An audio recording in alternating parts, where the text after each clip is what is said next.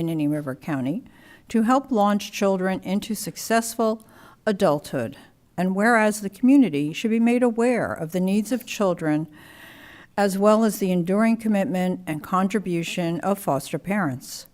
Now, therefore, be it proclaimed by the Board of County Commissioners of Indian River County, Florida, that the month of May 2022 is Foster Care Awareness Month, and all citizens are urged to volunteer their time, talent, and energy on behalf of foster children, foster parents, and professional staff engaged in this critical endeavor.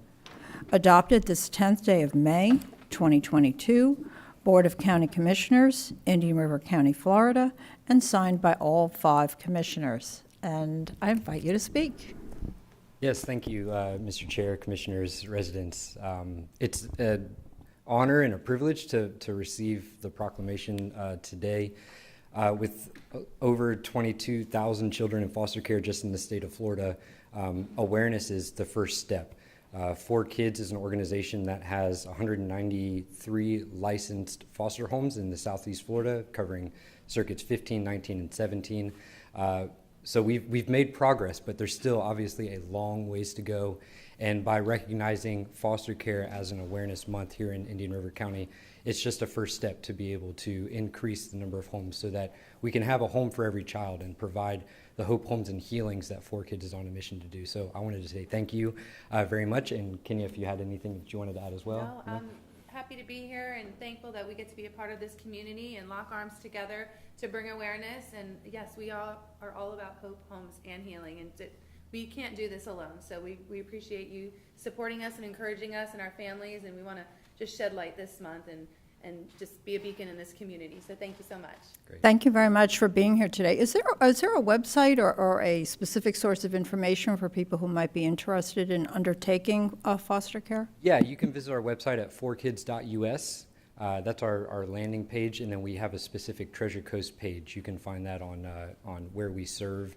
There's a map showing each location that we serve in, and if you click on the Treasure Coast page, you can bring it right to the Treasure Coast page. You can get involved. There's an engagement section for volunteering, and you can choose how you'd like to be involved. You can volunteer your time, talents, treasures, engage in becoming more aware of what it means to be a foster family, and we'll reach out to you and be able to discuss with you what more that looks like.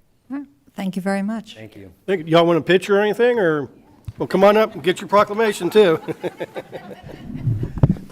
We're not that bad. You got to run away that fast? Come on. Thank you so much. We're the fun group, you know. Great place to Thank you for all you do. Coming down this morning. Thanks for what you guys do.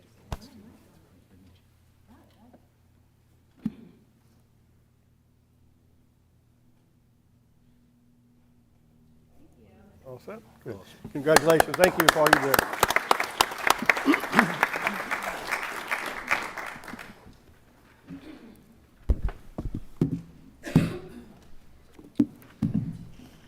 Next is a proclamation in honor of the 100th anniversary of the Indian River County Chamber of Commerce. And I think we have Dory Stone plus a whole contingent of chamber folks, so y'all come on up. This will be presented by Commissioner Adams. Commissioner Adams. Thank you. It's my pleasure to read a proclamation in honor of the 100th anniversary of the Indian River County Chamber of Commerce. Whereas, in March of 1922, a group of local leaders met in the Vero Beach City Council chambers to establish the Chamber of Commerce. And whereas, from 1922 through 1934, the Chamber supported or took the lead on many projects that still benefit the county today, including the Mosquito Control District, a local chapter of the American Red Cross, the Cross State Road, now known as State Road 60, the Silvertown Airport that became Vero Beach Regional Airport, and the first hospital in Indian River County. And whereas, in 1926, the Chamber began promoting tourism by placing advertisements in Miami and Jacksonville newspapers and attending tourism trade shows in Canada. And whereas, in more recent years, the Chamber led the efforts to retain Piper Aircraft in Vero Beach, recruit the CVS Distribution Center and its 360 employees, develop a resource guide to assist dislocated agricultural workers transitioning to alternative career choices, establish the Vero Beach Indian River County Enterprise Zone, and many other critical employment initiatives. And whereas, in 2008, the Chamber earned the prestigious 4-star accreditation from the United States Chamber of Commerce, placing it in the top 4% of all U.S. chambers. And whereas the Chamber continues to serve the entire community through its many programs, causes, committees, and volunteers, in addition to its tourism and economic development activities. Now therefore be it proclaimed by the Board of County Commissioners of Indian River County, Florida, that the Board recognizes May 13th, 2022 as Indian River County Chamber of Commerce Day and congratulates the Chamber on its 100th anniversary and the beginning of a second century of impactful work in our community, in our county. Adopted this 10th day of May, 2022, and signed by all 5 county commissioners. And I'd just like to say thank you and congratulations. That's quite a milestone, and I know this proclamation doesn't even begin to touch all the wonderful things that you have done for our community and helped guide us through. And if you'd like to say a few words, you're going to have a big celebration. We are, actually. First of all, thank you all so much. Thank you for recognizing us, and more importantly, thank you for recognizing our partnership with the county through these 100 years. And not a bad-looking group for a 100-year-old, right? We are 1,500 members strong in this community and ever growing. And we could not do that without our partnerships and our partnership with the county government, as well as every other community and municipality that we work with. It has been an amazing 100 years, and I believe that the resolution, the proclamation hit on a number of the important things that we've been able to work with and be advocates for. We're going to continue that advocacy through our next 100 years. We want to just say thank you again, and we look forward to the next 100. We are planning on doing a box, a time capsule, and the proclamation, a copy of it, we're going to keep the original, will be in there. And we'd also like to ask each of you to be a participant in that time capsule as we come together on that. We are having a gala on Friday at the Vero Beach the Vero Beach Museum of Art. I'm actually nervous. It's a big celebration. But before I go, I would be remiss in not introducing this great team of people, and I've got them all over. I'm going to start with my board members. Mike Kistner, our board chair with Block and Scarpa. I've got Mario Corbsera with 32963 Vero News, and Shane Mullen with Illuma Tower. This handsome crew that I get to work with each and every day, you know some of, but I'm going to run really quickly. Andrea Beam, our comptroller. Kirk Fennell needs no introduction.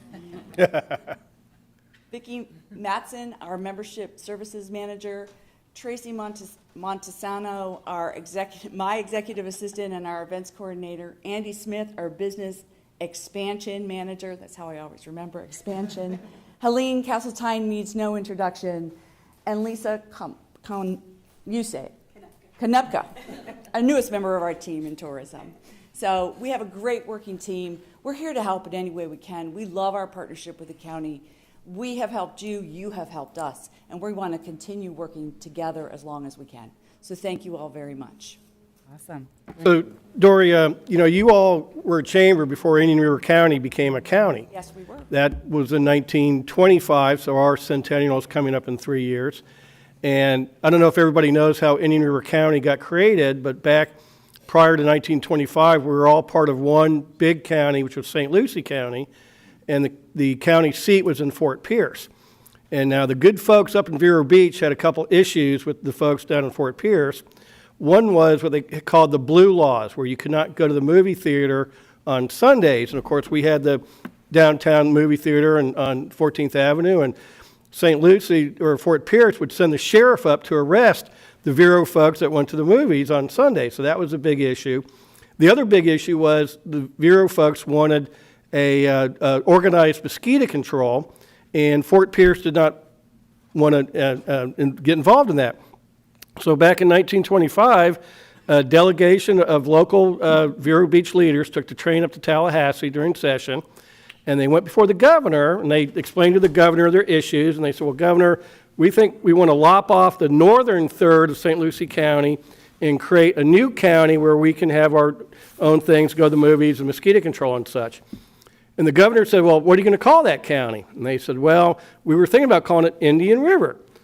And the governor kind of looked at their plan and said, you know, I just don't think this is a good idea, and so I'm not going to sign the legislation. So the delegation went back to their hotel room. They hemmed and hawed and worked on it, came back to the governor the next day. They said, Governor, we still want to lop off the northern third of St. Lucie County and call that Indian River County, but we were thinking we should lop off the bottom third and create a new county there. And the governor said, well, what are you going to call that county? And they said, well, we thought we should call that Martin County. So in 1925, Governor Martin signed the legislation creating Indian River County, Martin County, and the Indian River Mosquito Control District. So And a group of businessmen who are smart enough to get together and know that that counts matters. exactly, yeah. Chambers have been around since the late 1500s, actually. They were created to do just that, to advocate for the business community. In fact, Commissioner Ehrman, one of your relatives was actually a president of our chamber back in the late 20s, early 30s. So you actually are somewhat of a legacy member of our board. So we also, as we all know, had the first woman commissioner to also be our first woman board chair. So we have an outstanding legacy in this community. We hope to continue to ride that wave and improve upon that. So when you need us, you let us know. If we need you, you know we're not shy. So thank you all very much. So Dory, does that mean Commissioner Ehrman owes like 100 years of back membership so. fees or something? We have a payment plan. Okay. We're really happy to work Yeah, on well, that. we don't want him welching out on his Oh, responsibilities. no, I here. have photographic proof of his relative actually being a chair. Y'all come on up. Let's celebrate 100 years.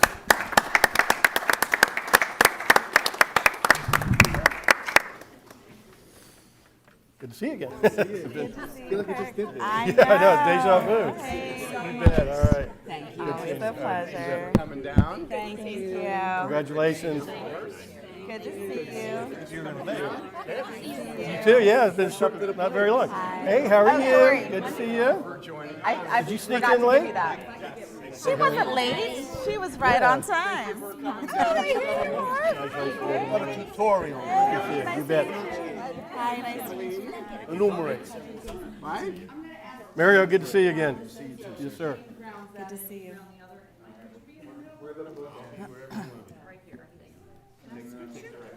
Oh, look at that, like bollards, these two.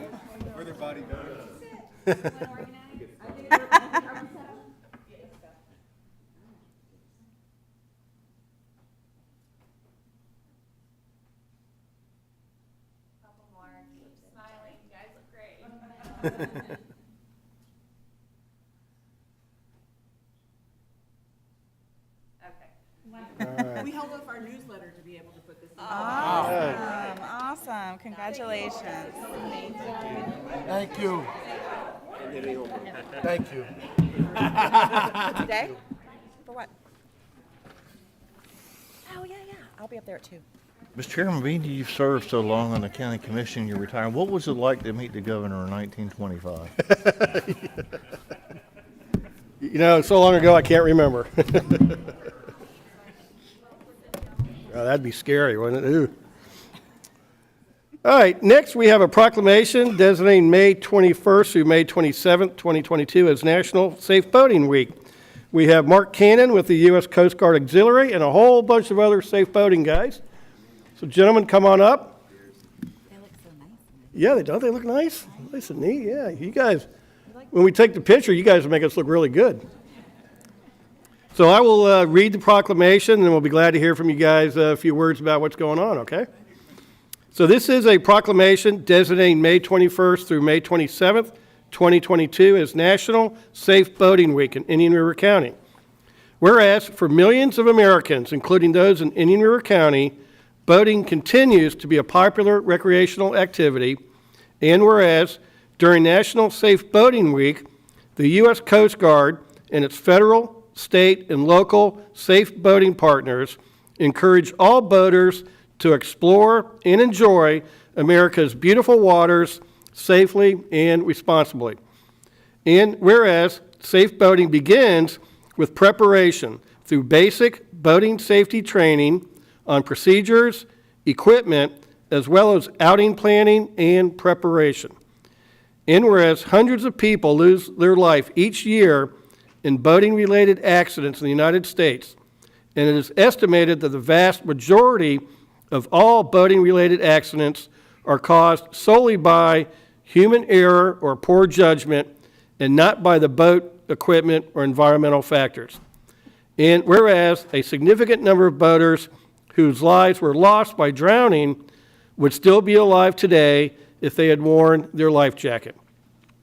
Now, therefore, be it proclaimed by the Board of County Commissioners of Indian River County, Florida, that the week of May 21st through May 27th, 2022, as National Safe Boating Week, with the renewal of a year-round effort to promote safe boating. We urge all those who are on the water to attend a safe boating class, practice safe boating habits, and to wear a life jacket at all times while boating. Signed and adopted this 10th day of May, 2022, by all 5 county commissioners. Gentlemen, I do have a boat. I enjoy going out. And I can tell you, we like going out offshore fishing. A lot of times we're out of sight of land. And I'm sure everybody remembers 5 or 6 years ago, the 2 16-year-olds who were lost out of Stewart. And, you know, when they talked about the search and everything, and my wife and I said, you know, the last thing we want on the boat is a white or blue shirt or white or blue cooler, because it won't stand out for the search plane, because you got the blue water and white caps, you won't stand out. So right away, we purchased a bright orange shirts for both of us. We got a really ugly lime green cooler, but it was something different. And I think it's just little things like that that boaters can do, that if something really bad happens, at least you want to be able to stand out so the searchers can find you. So I think that's one lesson I learned personally, from my boating experience. But certainly want to hear from you guys, the experts. So tell us what it's all about. Thank you very much, Commissioner. My name is Mark Kane. I'm the Public Affairs Officer with our Flotilla 5-6 here in Vero Beach and Sebastian. Also with me, I have Kiko Pickernell, one of our pilots, Don Ozenak, one of our air observers, Manny Dimich, who is our flotilla commander, Gary Barth, who is a national commodore. He's a part of the National Coast Guard Auxiliary Organization. He's the national commodore for the whole Atlantic East region. Wow. And Franz Eibers, also a boat crew and a staff officer here with our flotilla. So we're from Flotilla 5-6. We're one of the oldest flotillas in Florida, in the state of Florida. And we started in 1942 assisting in coastal defensive patrols. And in fact, members of our flotilla rescued 22 people from the Java Arrow on the night of May 5th, 1942, when it was torpedoed by a German U-boat 8 miles off of Vero Beach here. So a plaque commemorating that is displayed at Round Island Beach Park in Vero Beach, and it's a subject of a book, Different Battles by Rhodey Johnson, which is available online for $4 or something like that. But anyway, it's Amazon, whatever. For those not aware, the Coast Guard, the auxiliary, is the volunteer arm of the Coast Guard. So we're all volunteer folks here, working with the Coast Guard, doing every mission that the Coast Guard does, except active law enforcement and active military. So they don't give us guns, and we don't write tickets. So we routinely do environmental search and rescue patrols and other patrols both in the air and on the water. But our primary mission is recreational boating safety. And to further that, we do our boating safety classes, and we do vessel safety inspections, and we're happy to do boating vessel and safety inspection on your boat, Commissioner Brian O'Brien, if you would like. Sure. We don't write tickets, so if you fail the inspection, we just don't give you the little ticket, the sticker that says you passed. We just tell you how to fix it. Now, if you're stopped by FWC or even the Sheriff's Department, they're going to write you a ticket and maybe perhaps fine you. So. Let's see, got all mixed up here in my prepared remarks, but that's okay. Our next class is Saturday, May 21st, the first day of Voting Safety Week, and we do those at the American Legion here on 1535 Old Dixie Highway. If you'd like further information, you contact me, and your staff has all my contact information. So no problem there. We're also on the line on the internet at cgaux.org, www.cgaux.org, and then you can find us. That's the national site, but you put the zip code in and we'll pop up there. A couple of additional thoughts. We encourage, as you mentioned in the proclamation, to wear a comfortable life jacket when on the water.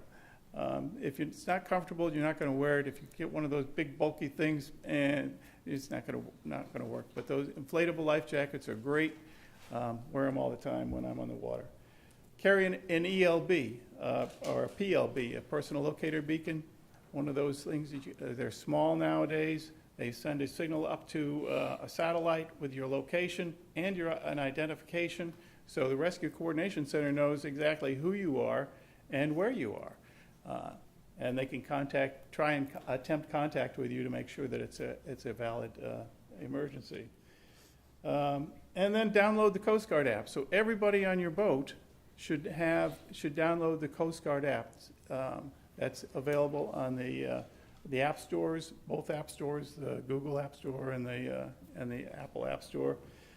That provides a wealth of information about boating safety and rules of the road on the water, as well as an emergency feature where you hit the great big red emergency button on it, and up pops, guess what? Your location, your latitude and longitude. So anybody on the boat who doesn't even understand latitude and longitude knows exactly where you are. And that's the first thing we ask is when we get a distress is, where are you? What's the nature of your emergency? And where are you, right? So, and if people who don't understand how to use your navigation devices on the boat, or even the radios on the boat, if they have this device, they can they'll at least know where they are. And hopefully you've trained them how to use the Channel 16 radio on your boat as well. That's very, very important that everybody knows how to go to Channel 16, pick up the microphone, and make a distress call. When you're way offshore, as you do, Commissioner O'Brien, you're not going to get a cell signal, so that's important. Yep. To have a radio on board your boat. And to your point, it is very, very difficult to find a person in the water unless they have something bright on. You just think of a coconut in the water out there. It's incredibly difficult to find someone out there in the open water. So again, thank you very much for the proclamation. Look us up if you want a boating safety class. We do it free for teenagers. To your point about the incident a few years ago, we'd love to have all the teenagers who go out on boats come in and have a boating safety class, get some basic boating safety advice from us. Thank you very much. Well, thank you for all you do, and thank you for bringing such a distinguished group with you. I'm very impressed. Why don't y'all come on up and we'll get a picture with you.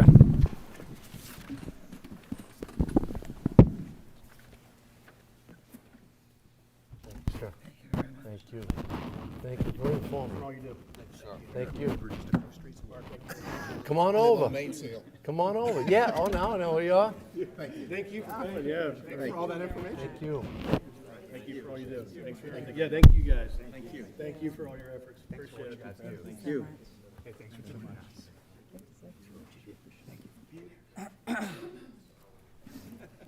Slide to your right a few steps, gentlemen. That's pretty good there. Tighten up a little. There we go. Tighten up. It was like parade formation. You guys remember that, right?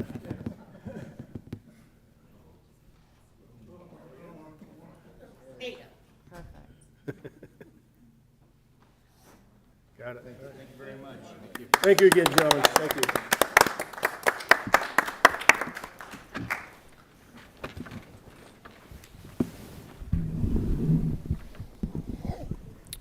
We now move on to approval of the minutes of March 8th, March 15th, and April 5th. Mr. Chair, move all three. Second. We have a motion by Commissioner Flesher, second by Vice Chair Ehrman. All in favor signify with aye. Any opposed? Carries 5-0. No informational items. Consent agenda. Commissioners, does anyone wish to pull an item from consent for additional discussion? I'd like to pull 8E, Mr. Chair. Commissioner Moss pulling 8E. Okay. Is there anyone in the audience that wishes to have a consent agenda item pulled for additional discussion? Okay, seeing none. Art, I'm sorry, what? Okay, we're only on consent, only on 8. Yep, sorry. All right, so anything on consent under item 8? Okay, commissioners? Mr. Chair, move approval as amended. We have motion by Commissioner Fleischer, second by Commissioner Adams. All in favor signify with aye. Any opposed? That carries 5-0. Commissioner Moss, item 8E. Yes, thank you, Mr. Chair. We have before us a work order for Kimley Horn, and that includes 5-foot bike lanes, design and installation of missing sidewalk, and et cetera. But the 5-foot bike lanes, it's my understanding, will not be sufficiently safe. I guess the standard is changing, and 7-foot buffered bike lanes are considered to be the safe way to go at this point. So, I mean, I understand that this is a long approval process. I've served on MPO since 2016. I understand everything takes a long time. That being said, I still think it would be a shorter route to reroute this and get it right the first time than to have to come back and try to correct it or retrofit it, if you will, to make it safer. So I'm not in favor of this being passed as is, and I'll leave it to my colleagues for comment. Commissioners? Mr. Chairman, I understand the expense that would go towards this. I'd actually like to hear from our Public Works Director, an explanation on this. I know it's tougher on a road that's already existing versus building a new road, but I'd like to, for clarity, so everybody understands what the process is and what's going on here, as to what he has to say about it. Good morning. Good morning, Commissioners. Rich Farragut, Public Works Director. So we're on Indian River Boulevard. Let me, a little bit of history so everybody understands. Indian River Boulevard does not have bike lanes now. It was never intended to have bike lanes on when it was designed and constructed years ago. It has 4-foot, maybe 3-foot shoulders right now. So as part of the overall process of bike lanes throughout the community, we evaluate all of our roadways when we're doing any type of construction to ensure that can we put bike lanes. Board direction is 5-foot bike lanes. We're on board with that. We're on board with 7-foot bike lanes if it's feasible. Cost feasible? Do we have the right of way? What we need to do. Staff is on board with that. I need to emphasize, we are on board with that in Public Works and in the county, along with community development and everybody else. In this particular case, we started looking at this and applied for DOT funding for this segment in 2018. DOT is a partner with us on this. We anticipated that this section, we could put 5-foot bike lanes without impacting the drainage and the roadway shoulders and everything that's necessary, along with improve the pedestrian access, because we do not have conductivity for our sidewalk system on that section of Indian River Boulevard. So we analyzed, we looked at this. So if you think about when you walk out the side of your house and you have a drainage swale on the side of your house, you walk out the side door of your garage and you step out onto the platform and then it goes down at like a 4-to-1 slope. So let's say you want to widen 5 feet on the side of your house. What happens? You make it flat, and then it pushes the slope toward the drainage swale. Now you have to fill in that drainage swale in order to meet the minimum requirements for sloping. It's the same principle here. We've analyzed the roadway. So if you drive this roadway today, you'll see about a 5-foot grass shoulder, and then it goes into the drainage system. Well, in order for a 5-foot bike path or bike lanes, we believe we can make this work with minimal impact, if any, to the drainage system. If we add 2 foot more of asphalt, it pushes everything. It's cumulative. I push the asphalt 2 feet. I've got to push the grass shoulder another 2 feet, which pushes the slopes into the drainage system 2 feet, which takes away from my capacity. When you're talking a 1.9 mile roadway and you times that by 2, we're looking at 3.8 miles of impacts, possible impacts to the drainage system. Not to mention I've got to move curbs and things like that are out there. So when you look at this in totality, the cost is going to be exponential if we go to 7-foot bike lanes. And we knew that. We were worried about that. So what we did is we analyzed it, and we believe that adding a bike facility is good. We can't get to 7, to be honest with you, without spending a lot of money. So we analyzed it in 2018. Staff analyzed it. James Ennis, the Assistant Public Works Director, analyzed it. And we came up with, hey, we can provide bicycle facility with just 5-foot bike facility. And that's where we're at today. We would love to put 7-foot, but it's just not cost feasible on this segment. I'll answer any question. Commissioner Adams? Yeah, a quick question. Does the 5-foot meet the requirements for a bike lane versus an improved shoulder? Yes, ma'am. So DOT has a hierarchy. 7-foot bike lanes is preferred. If you can't, you go to 6. If you can't, you go to 5. You could actually go to 4 based on today's criteria. 5-foot is an acceptable It bike meets the criteria to be marked as a bike lane. Yes, It just we- is not the plans- Cadillac of bike We lanes. will be marking it as a bike lane. Okay, and this is a constrained intersection area, is my understanding. Yeah, we're going to fix all the intersection areas. Bike walk brought to our attention that there's numerous, because of the age of this, when this road was built, they didn't put what's called the keyholes through all of the turn lanes. So we're going to fix that. We're going to swap it out. Basically, we're going to move stuff around to be able to put keyholes, and we got one concrete island, I believe we have to move, but we were aware of this. That is absolutely one of the reasons that we were doing this. We want to fix it. It was brought to our attention, just like the 17th Street issue. We milled and restriped up there to fix an issue that was brought to our attention.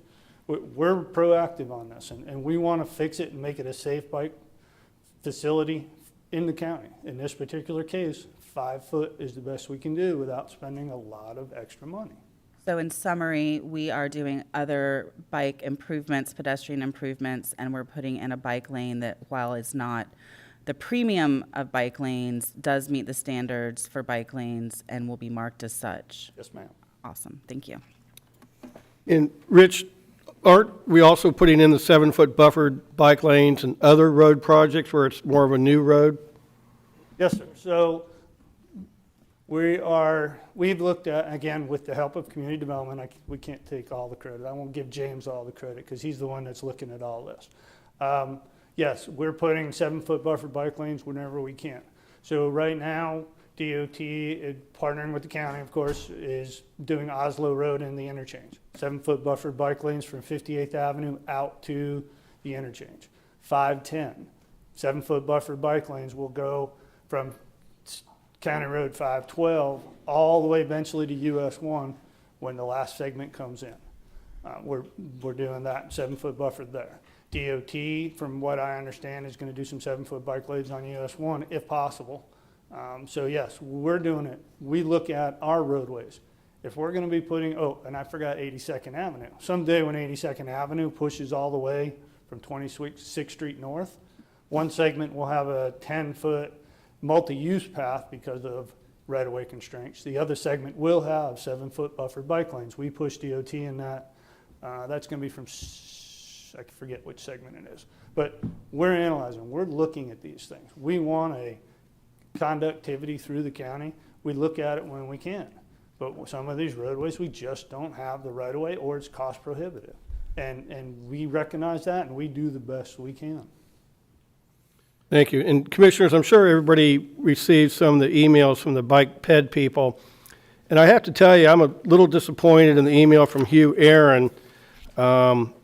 His tone of it kind of implied we were trying to sneak this through, where he says, well, I just learned that Tuesday it's going to be on the agenda. I don't see anything requiring public input or opportunity for comment. And just so you all know, staff has been working with the bike ped group for over a year on this project. You should have received the backup, the minutes from some of the Bike Ped Executive Committee meetings from May 6th of 21, and also September 2nd of 21, where this specific project was mentioned during their meeting in references to meetings with staff and emails from staff. There was a very detailed email from James, I think it's from James, on August 26th of 21, outlining many of the issues that Mr. Spirica just presented to us. And then also staff held a workshop with the Bike Ped folks on November 17 of 21. So I think our staff has done an excellent job of reaching out to the stakeholders here and working with them. And in another email after the workshop, Mr. Aaron writes that he, one thing the workshop really highlighted for Laura and me was how much the county has accomplished with respect to bike ped planning and design since we moved here in early 2013. We have come a long way. So I think staff has done everything they can to reach out to the bike ped folks. We are certainly looking to do the 7-foot buffer wherever we can. But again, as Rich has explained and James in his email, we're kind of constrained here on the cost of this thing. And we're going from no designated bike lane to a 5-foot designated bike lane. So I realize we'd love to have the 7-foot, but I don't see how we can do it financially and get this project done. But I think our staff has done a very good job reaching out to the stakeholders here and getting their input and their involvement. And so I found their initial email to be a little disingenuous, acting like we haven't talked to them at all. So that's just kind of where I'm at on that. Mr. Chairman, Rich, to theoretically redesign this project for a 7-foot bike lane, what do you would it jeopardize the funding for the project? And is it like we're talking millions of dollars or more? Do you think? So yes, it would jeopardize the project. So first of all, we have a cap on how much money we can spend for CCNA, which is our competitive consulting negotiation act, which requires us to over $4 million. If the project's going to be over $4 million, we got to go ahead and do a proposal, which means that rather than using a consulting contract, we would have to go out, get a proposal from everybody, whoever wanted to apply, go through the process. So that's about a 6 or 7 month process before we'd even get anybody on board. Then of course the design is going to take 6 to 9 months to do that. And I can't even begin to tell you what the permitting is until we get further into that, because I just don't know the impacts of that we're going to have on the drainage and the mitigation that we may or may not have to do through St. John's. So you could be looking 2 years. That is going to impact the funding for the project. Okay, yeah, no, I understand. I understand completely, and I understand the area how when that road was built. You're right. It wasn't planned for the future like that for bike paths and even the traffic that it has. And if, I'm not a biking person, but sure, you give me a bigger area, I would much happier. Give me a 7-foot area versus a 5-foot area, I'm happier. I would be happy about it. I hope and think and would ask yourself and the county administrator in the future when we have road improvements that we try to shoot for the 7-foot bike paths if possible. Sometimes, what's the word I'm looking for? Not geographically, but topography wise, sometimes it's just not possible.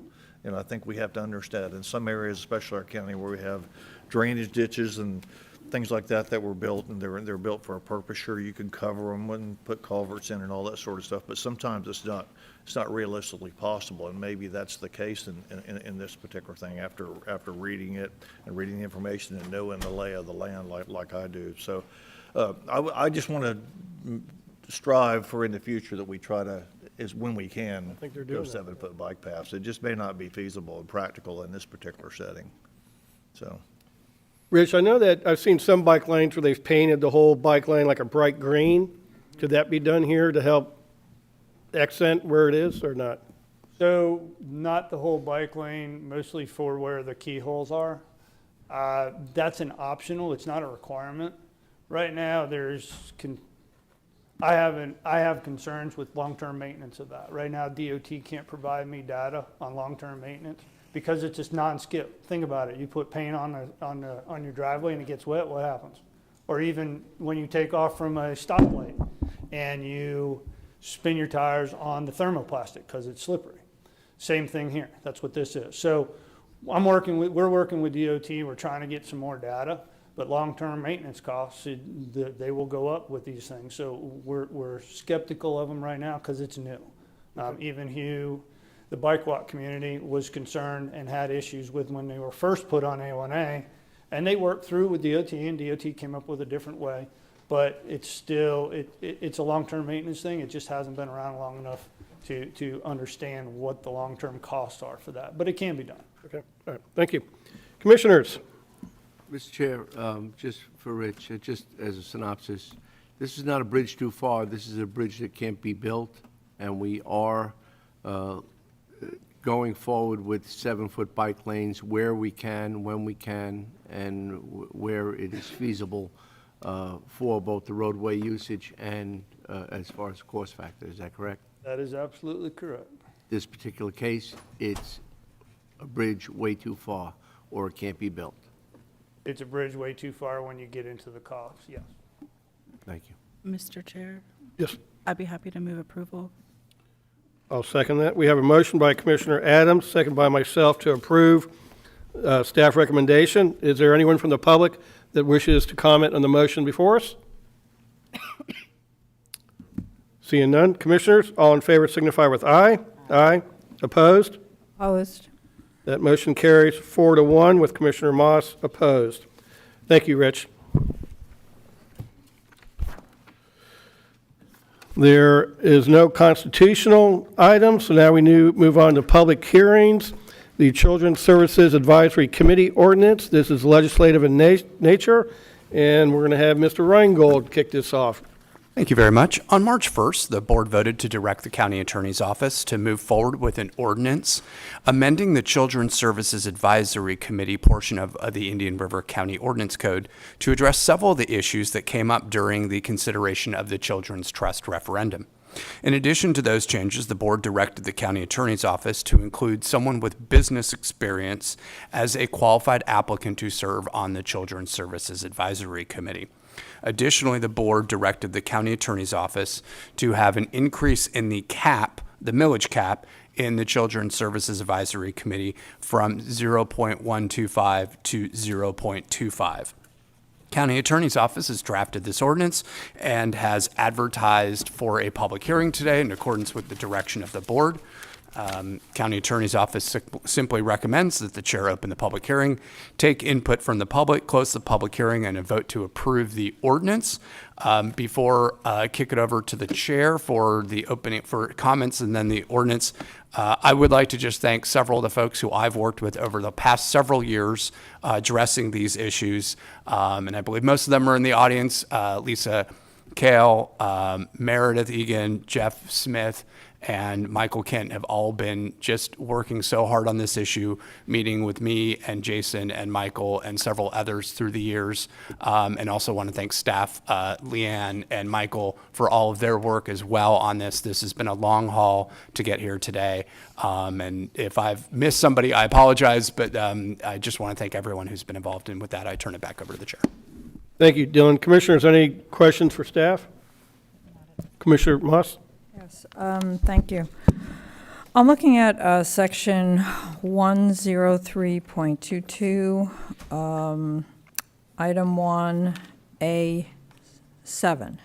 That's this is the membership for the audience. This is membership of the Children's Services Advisory Committee shall consist of 15 voting members who must be residents of Indian River County as follows. My question is in regard to item 7, which is a representative from the Indian River County Hospital District. And I think we want to make it clear that it's someone in administration, that it's perhaps the executive director or whomever we choose, but it shouldn't be a person who is an elected official for hospital district, be telling us, or advising us as to how we spend our budget, unless we're going to send one of us over to hospital district. They're a separate elected body. with their own budget and their own taxing authority.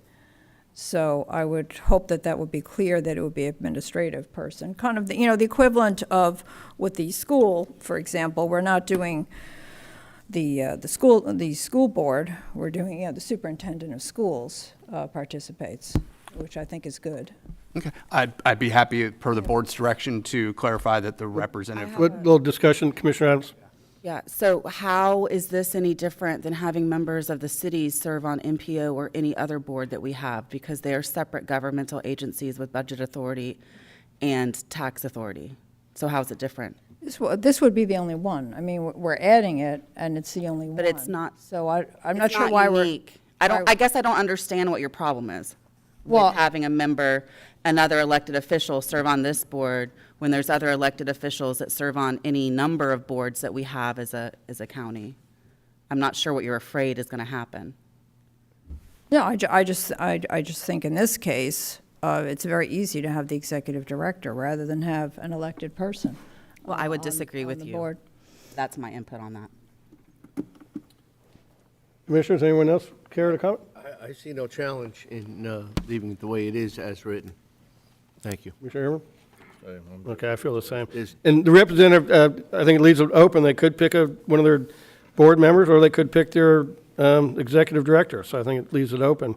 So I think we'll stick with the wording as presented. Commissioners, I have one comment just below that under B, the 5 voting members from the community appointed by the Board of County Commissioners. Currently, each commissioner can appoint one person. In this draft, that's actually been struck out. I would like to see us keep that capability to have our own appointees, because then we do have, under C is 2 more at-large voting members, and then D is actually a 3rd at-large voting member. So there'll be plenty of at-large representation, but I would like to see us keep the second sentence here, that each commissioner shall appoint 1 member to represent his or her district. And then the individuals have to have the qualifications. I like that idea. Okay. So Dylan, if you could just reinstate that one sentence that says, each commissioner shall appoint 1 member to represent his, her district. Yep, and then that would just follow with a comma, and then which individual shall have some form, ... Oh, yeah, that'll keep going too. And you may want to take a look at number 4 under there, because that talks about the commissioner removing one of their folks. We've got that stricken, but we may want to add that back. I would like to have that back. Yeah, I think, Yes. just like we do the P and Z, we have the authority to appoint them and then unappoint them, basically. So I would say, so commissioners, you all follow there on number 4.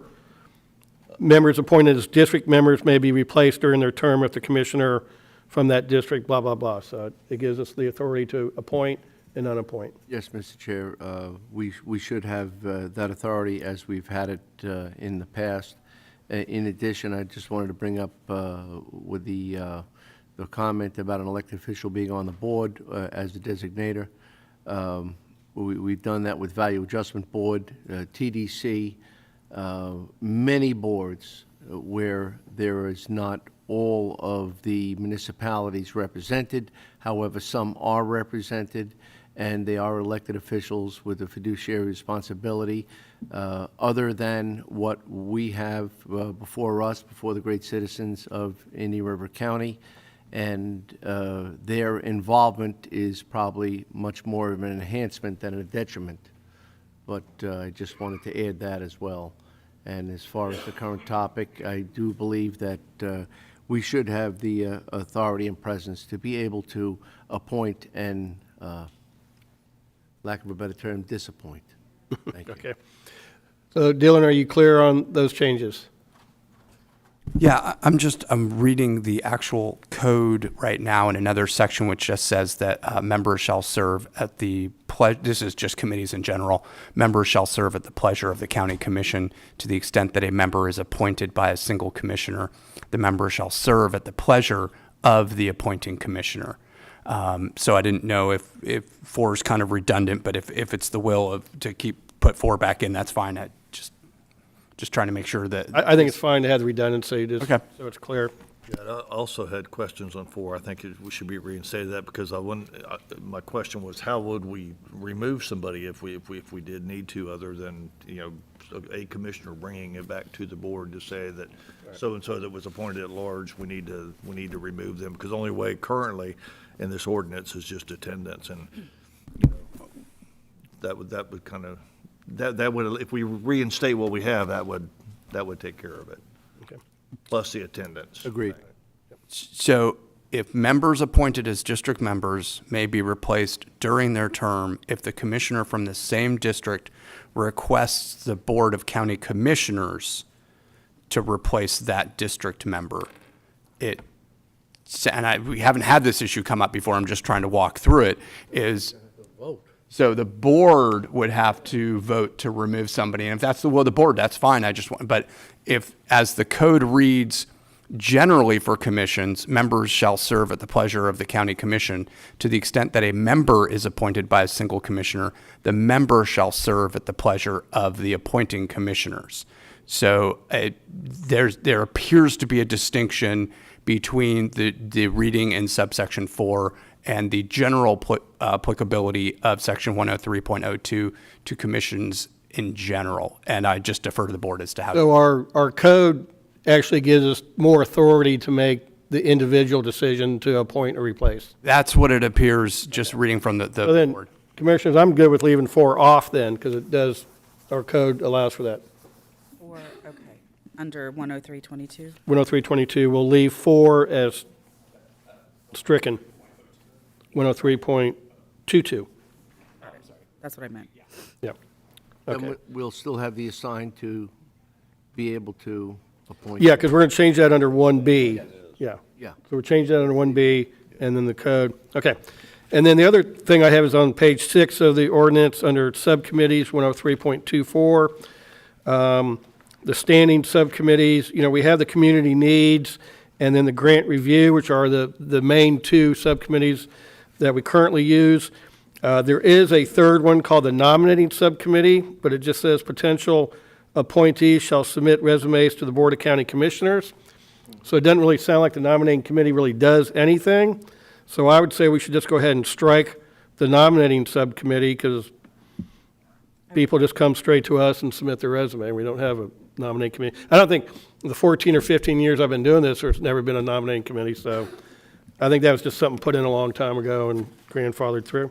I would agree with that. Everybody good with that? And I have a couple of, are we going through? I think we want to get Okay. a thing before we open up to the public, So yeah. I have a couple of things under subcommittees primarily. I have a couple under the prior, but I'll start with subcommittees. Okay. So under section 1 of 103.24, I would like to, where it says subcommittees may be composed of Children's Services Advisory Committee members and citizens who are Indian River County residents. We need to insert something in there that says with an effort to broadly represent the county, because if you look at the subcommittees, there is a lack of diversity, both geographically and socioeconomically on there. So I'd like to include some language about that. And then I think that the subcommittees should have one member that's a member of the overall CSAC that serves as the chair, but the remainder of the members of the subcommittees really should be other appointed citizens who are Indian River County residents not currently serving on the Children's Services Advisory Committee. I think that that gives us more input and it helps with transparency, something that the community has talked about a lot as we've gone through this process. And then under, I do agree with taking out nominating committee. I don't think they really have ever met. I agree with that. Under section 2, item B,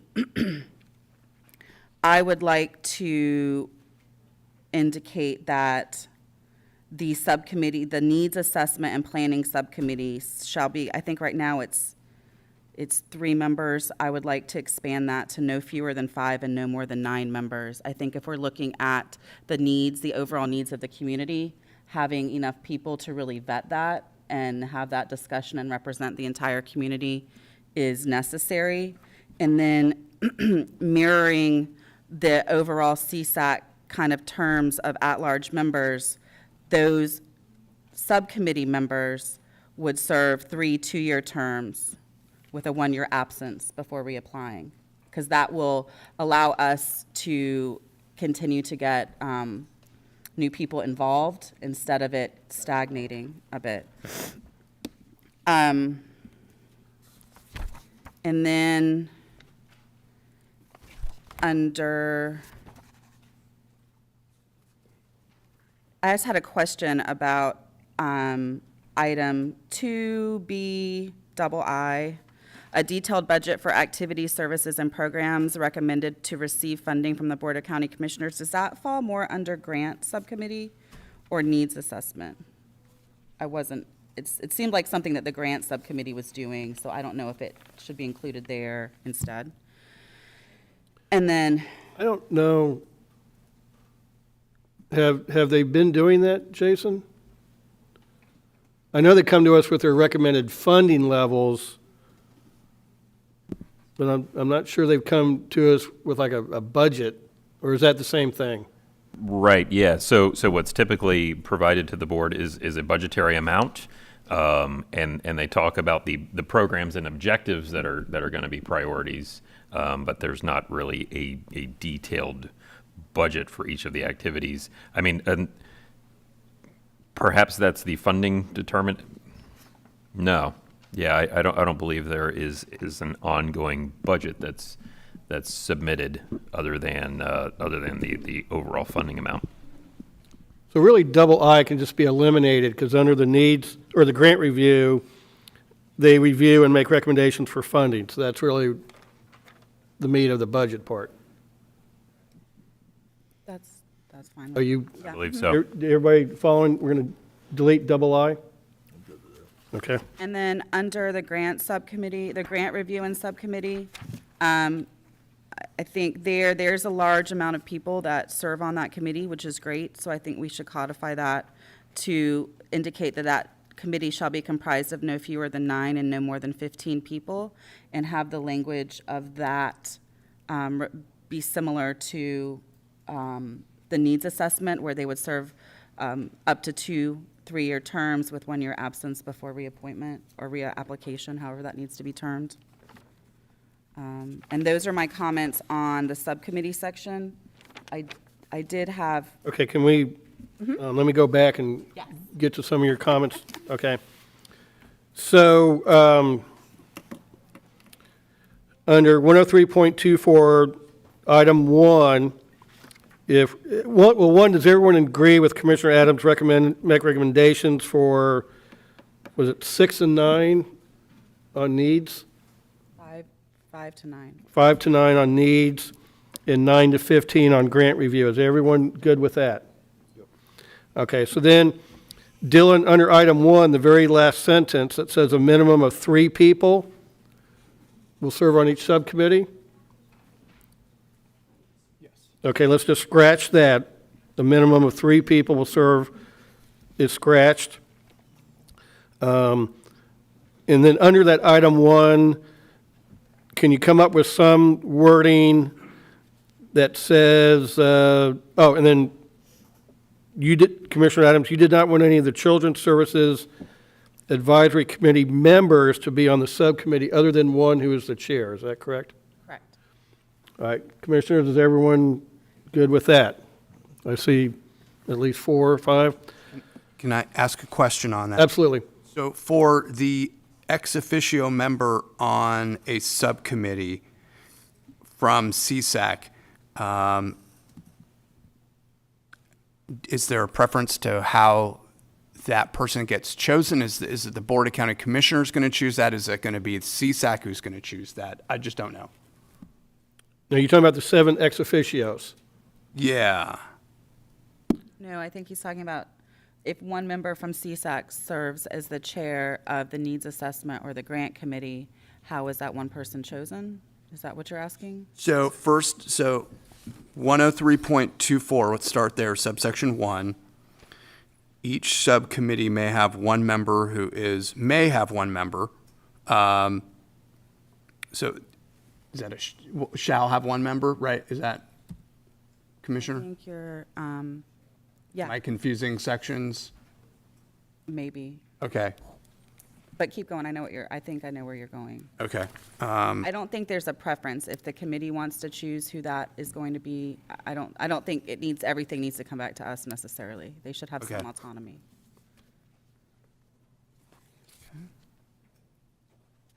Thank you for answering that question. And then Commissioner O'Brien, you were talking about the 3. Well, yeah, that's the very last sentence, a minimum of 3. Yes. But we're gonna change the other committees to be minimum 5, minimum 9. So the minimum 3 gets deleted. But going back, then the other thing Commissioner Adams wanted was that only one Children's Services Advisory Committee member should be on the subcommittee and will serve as chair.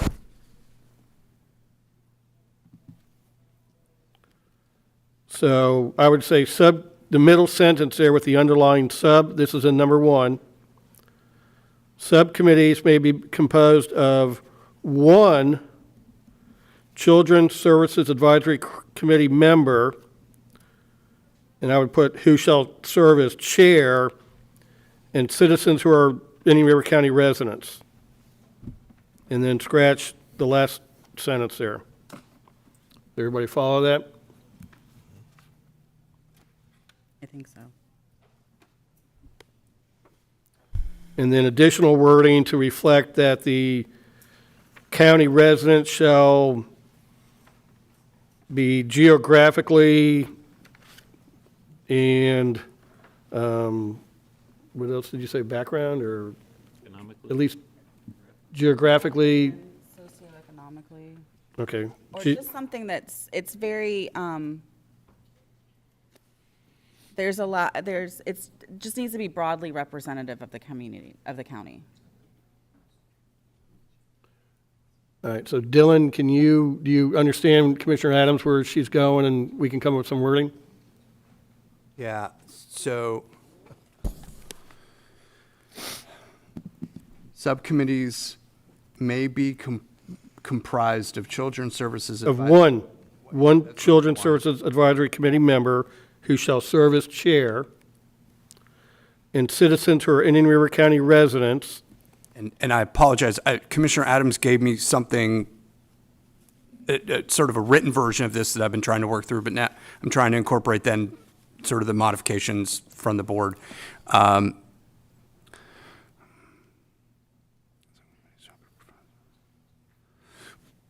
Definitely the citizens who are Indian River County residents with an effort to broadly represent the county geographically and socioeconomically. Perfect. Would that be that language? Yes. Okay. And then now the last 2 sentences under section 1 will be deleted.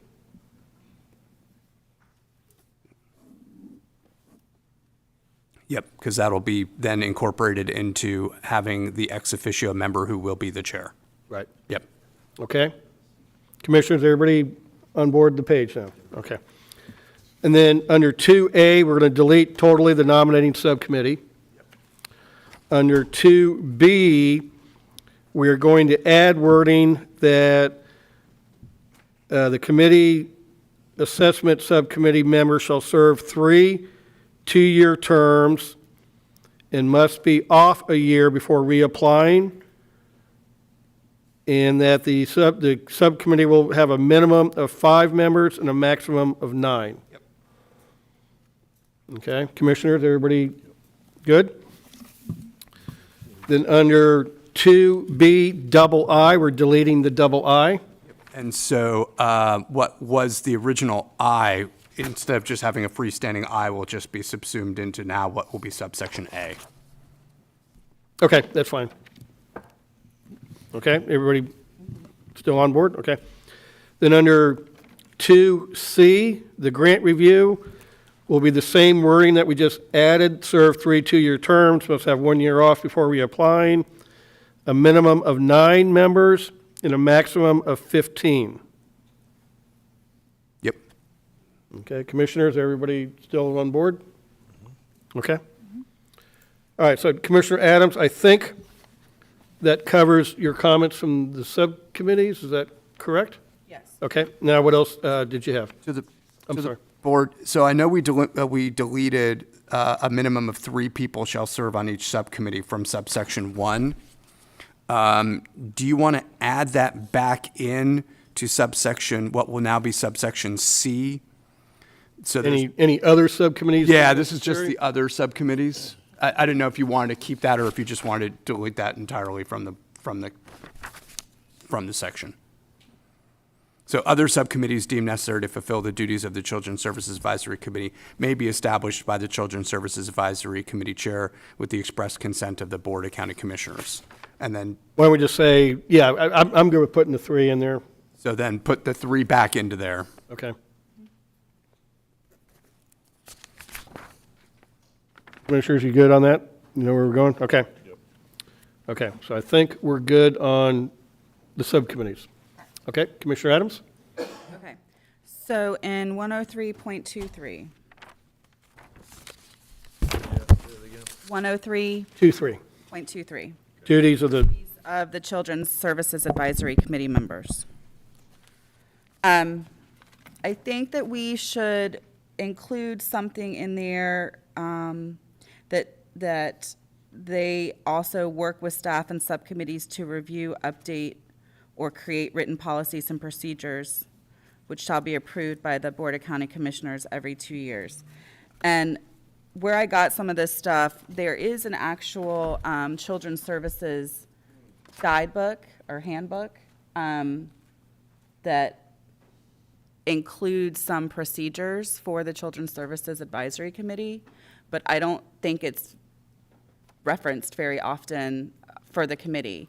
I found it in some archived information that I had, so I was trying to pull some information out of that to clarify what those roles are, because, you know, when you start getting into, if we are trying to create a more transparent process with board oversight, which is what we heard from the community when we went through the Children's Trust process, then we need to be clear about what the roles are and the expectations as we move forward, so everybody's on board. So that's kind of where I got that. Yes. Question for you. So added into .23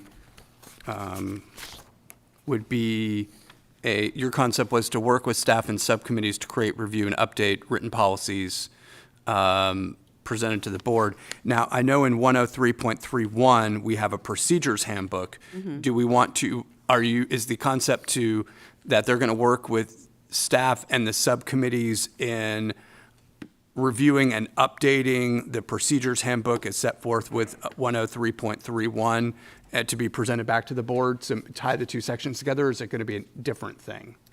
What is your legal? I assume we're talking about, Right, I know. Yeah, so 103.31 is the procedure handbook shall be adopted by the Board of County Commissioners by resolution, which sets out the operating procedures of the Children's Services Advisory Committee. Okay. So right now, I believe what you're referring to is a very old handbook of some form that was adopted years ago that has never been updated and reviewed.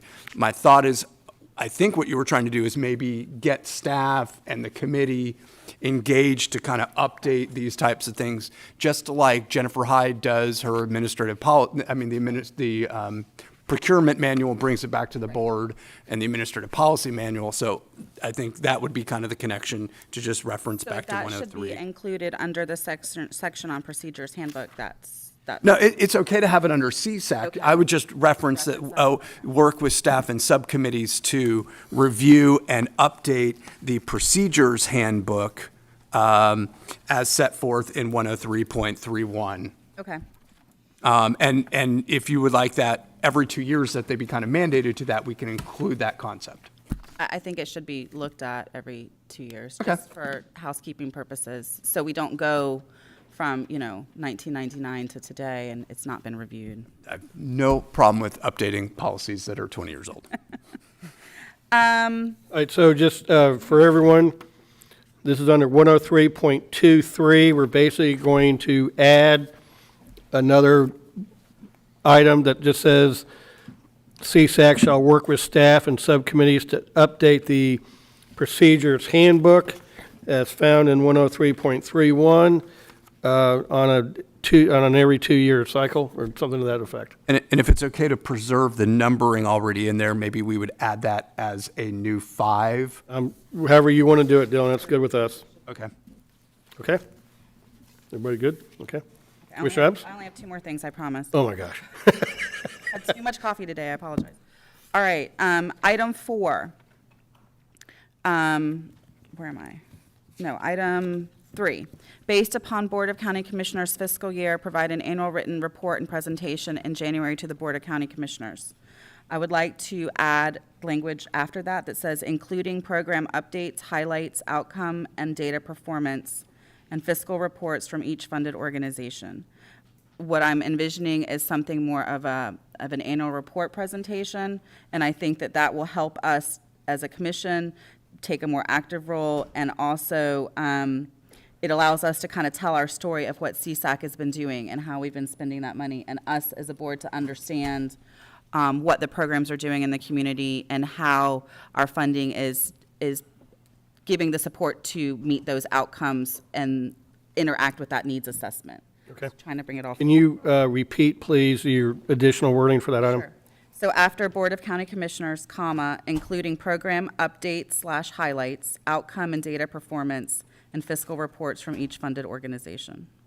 Okay, and have you provided that wording to Dylan? Do you have that wording, Dylan? I've got a copy of that. And what I envision that being is the executive director function person Right. will basically prepare that, bring it to CSAC, get any comments, reviews, edits, and then from there, CSAC will approve it, and then the executive director will help then bring it to the board for consideration and review. Jason? And just so my understanding is that we've got this annual report that we do each year that has some of that type of information, but I'm gathering that Commissioner Adams is hoping for, rather than us just submitting that we might make a presentation to the board in January. Something that's not on consent agenda yet. Okay, got it. Okay. Commissioners, everyone agree with Commissioner Adams? Okay. Commissioner All Adams? right, last thing. Under item 4, provide an update short-term and long-term plan to the Board of County Commissioners to include but not limited to. Under A, program services and activities that meet the objectives of the Children's Services Advisory Committee. I would like to also include language that says, including recommendations on best practices to be implemented outside the traditional RFP process, meaning giving them the flexibility that if something comes up mid-year or mid-cycle that doesn't align with the RFP process, if there's a need out there, that they can put out that RFP for a specific need or best practice program that might be needed. And Commissioner, I know I keep interjecting, but I'm just Nope, trying to that's make okay. sure That's get the. what- So it's not entirely the same as, but what I understand is TDC right now likes to hold back a little bit, just in case something interesting or a wow factor comes forward during the year. Is it kind of that concept what you're thinking of? Okay. But as applied to children's services Services. programs. Correct. And Dylan, do you have that wording from Commissioner Adams? I do, actually.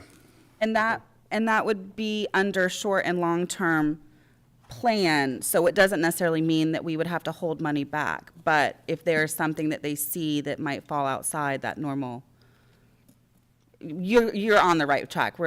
But that was my thought. It would be included in the plan. The short and long-term plan wouldn't necessarily just include program services and activities that meet the objectives of the Children's Services Advisory. But it could have recommendations of things that we need to think about moving forward and start working towards. So yes, you're right. Similar to TDC. I see the eyes glazing over. And so we're talking about establishing a framework by which we would do that. Okay. And Commissioners, everyone in agreement? Yes. Okay. Yeah. I had a couple more questions when. I want to make sure Commissioner Adams is done. I'm done. Thank you. Sorry. Commissioner Moss? That's okay. I just had a couple questions. This is under section 103.27, And, let's see, it's item 12, to lease or purchase such equipment and personal property up to $5,000. Who has, could you tell me what that's about? Is that? So my recollection was Who's gonna that, purchase? so originally when this concept came up, was, and actually I believe Michael Kent could probably explain it better because I think he actually spoke at the workshop about this issue, was I think originally it included language about being able to purchase or lease real property and equipment. And I think the board was a little bit concerned about that being so broad. And so I think the board wanted to take that out. I think there was some compromise language that then came forward at that you would allow an organization to have their funding request include leasing or purchasing of equipment up to $5,000 for their program. And that's my recollection of how things came out when that discussion came up. But it's the program would basically be, we're going to ask for X amount of dollars, and of that X, Y amount is going to be used for us to purchase something. It's like nominal capital expenses. Okay. It's not equipment for us, it's equipment. No, it's for that nonprofit. organization, yeah. Or whichever nonprofit. Yes. Okay. And CSAC well, ultimately, we approve it, but That is- we'll be approving a lot of things. I know this is very detailed. 13 and 14, are they related? Because 13 is to employ and pay on a part-time or full-time basis personnel to execute the programs and services, and 14 has to do with providing for administrative expenses limited to Indian River County staff. So, and I know we talked about adding staff, and I think you, from the little bit I've seen thus far, I think that that's very necessary to add somebody, especially if we're adding all these people, because somebody's got to keep track of the whole thing. Yes, my understanding with 13 is that 13 was more about the funding requesters. So somebody who is seeking funding from CSAC and ultimately the Board of County Commissioners. 14 was designed to talk about money from the amount that was going to go to county folks who are going to be administering the program. And I think that's the distinction between the two. So they're two separate things. Yes. So 13 is to pay salaries of the nonprofits. Of the not-for-profits, and 14 is to pay for our staff. But we don't do that at this time, right? And that's come up in meetings. People have said it. Well, we don't pay salaries. Maybe it's been incorrect. That's why I'm asking. I think that issue came up with regards to TDC funds weren't going to be used for salaries, but my understanding that there are other programs that do receive grants that salaries are used for, but I will defer to Jason on that. Yes, we do reimburse the nonprofit agencies from CSAC for staff, and I think Dylan's right. There was a policy set by TDC a number of years ago to not fund additional staff expenses, salaries, but that was an explicitly TDC limitation based on a policy set for those tourist tax dollars. Okay, thanks for the answers. And just to clarify what I said earlier about hospital district, and I understand your point, and thank you for making it. Since you mentioned TDC, for example, we have on TDC, and I think it's very well run. You have a representative from Sebastian City Council, but they don't have a fund of tourist money to spend on tourist development. So of course, they have access to our pool and should. That being said, I think we have to be a little more cautious. That's all I was trying to say. Hospital district is a taxing authority, and if they think they need to spend more money on the health of children, which is one of the goals we have here, then they have the ability to do that themselves. They don't need to ask us to do it. They can do that themselves. And that's the only reason why I mentioned hospital district. I ran for that office. I love hospital district. But I'd rather be here, so full disclosure. Thank you. Okay, Commissioners, are we done with our wordsmithing of the ordinance? Hopefully. All right, at this point, this is a public hearing. I'm going to go ahead and open the hearing up for public comment. I hope everyone was able to follow along on the changes we made, but if you do have a question, we'd be glad to try to answer it for you all. So is there anyone that wishes to speak at this public hearing?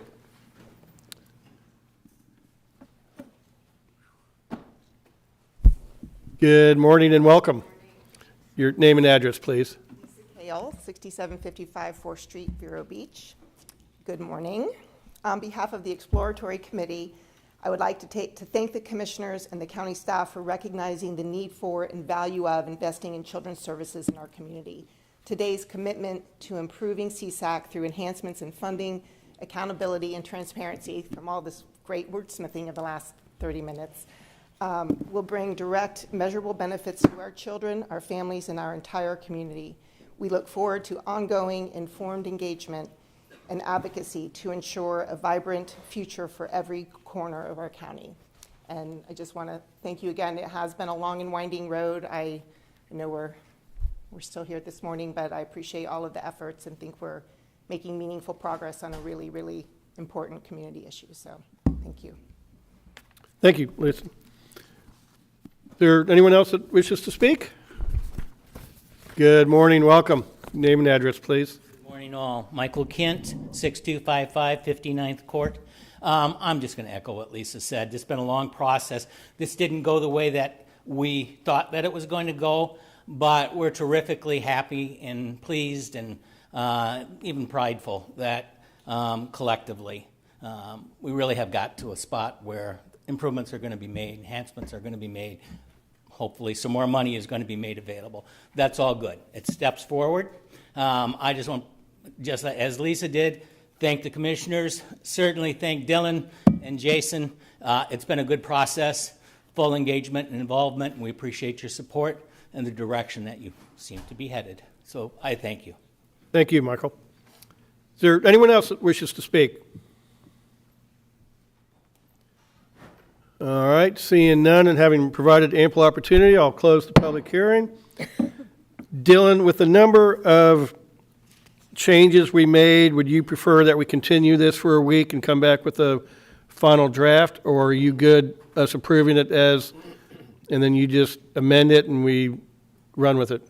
I'm fine with it. It's the board's decision. If you want to see the final draft before it gets approved, I think I've gotten all the comments from the board today. It'll probably take me a little bit this afternoon just to make sure I incorporate them in right, and probably listen to the audio one more time. But certainly it's the board's purview at this point.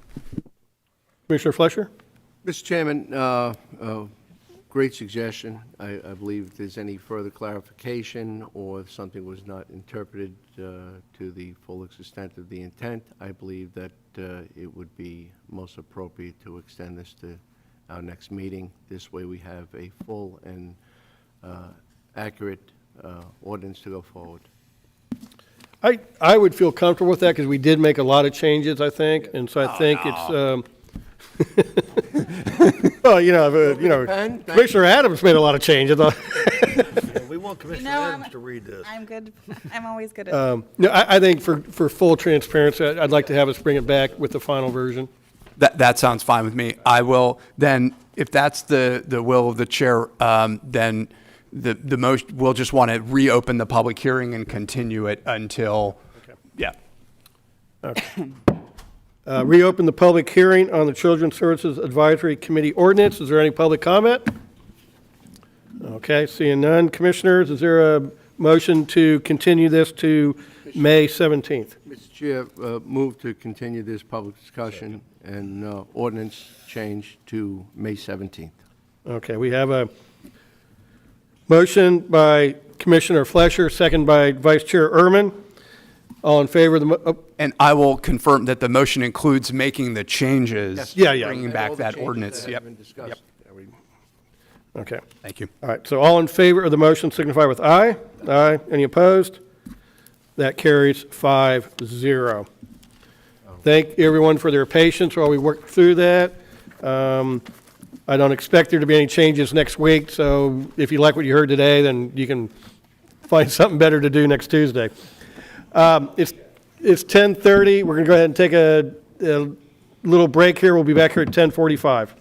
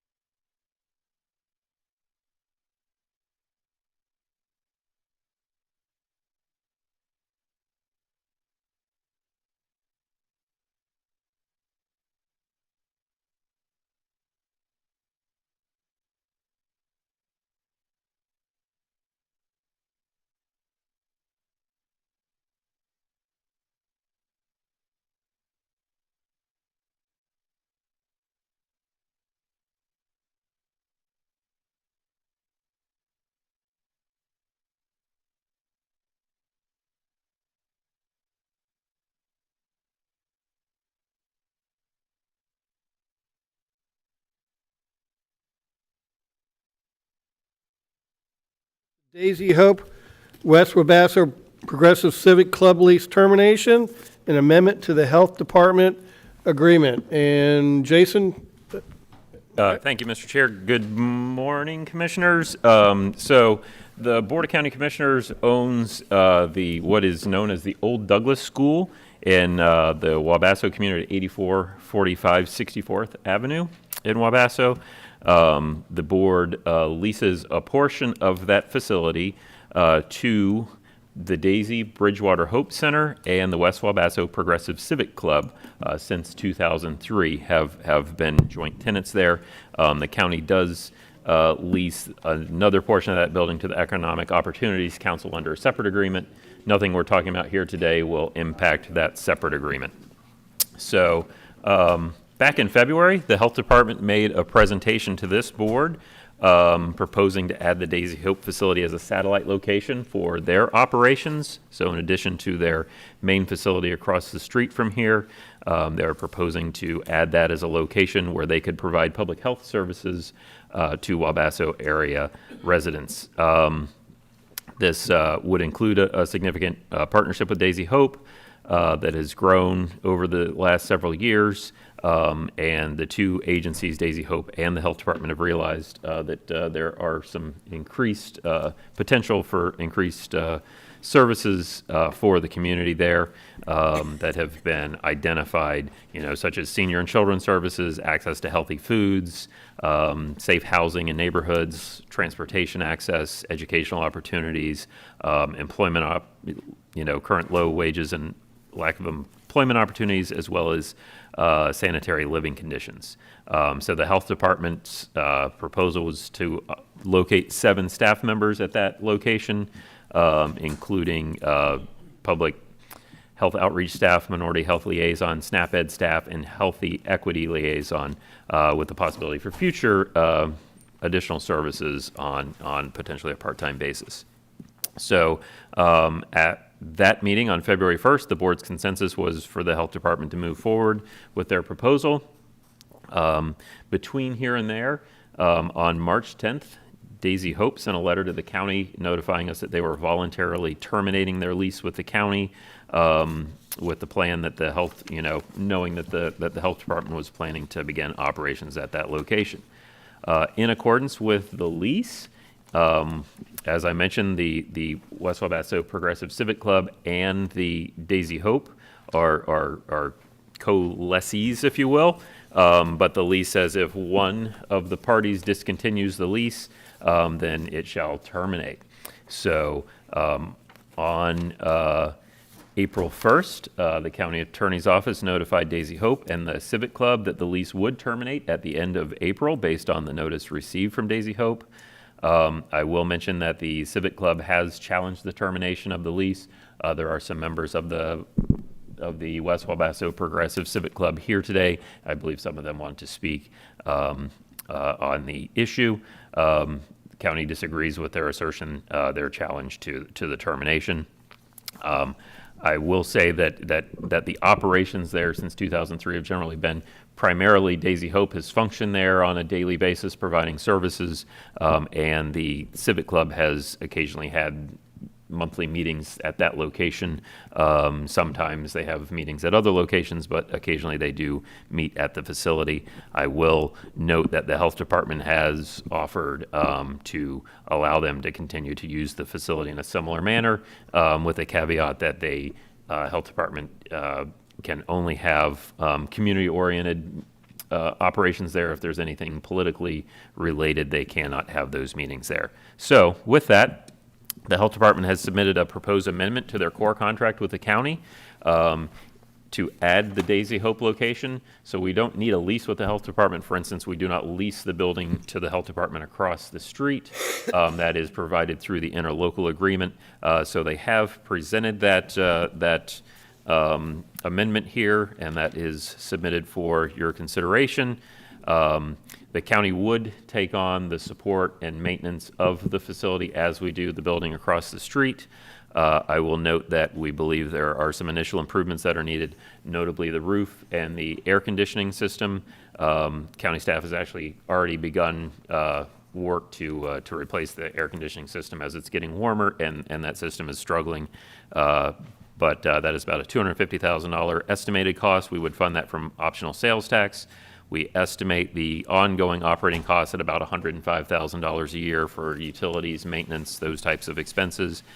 We estimate no more than $60,000 for the remainder of the current fiscal year. So with that, staff recommends that the board approve the proposed amendment to the core contract with the health department, which would add Daisy Hope as a location, and staff further recommends that the board approve the necessary budget amendment to provide the funding for the initial improvements as well as the ongoing operating expense. So with that, I will turn it over to the chair and am available for any questions that you may have. Thank you, Jason. Commissioners, any questions or comments for Mr. Brown? I do have one question, and maybe Miranda Hawker with the Health Department could come up and answer it for me.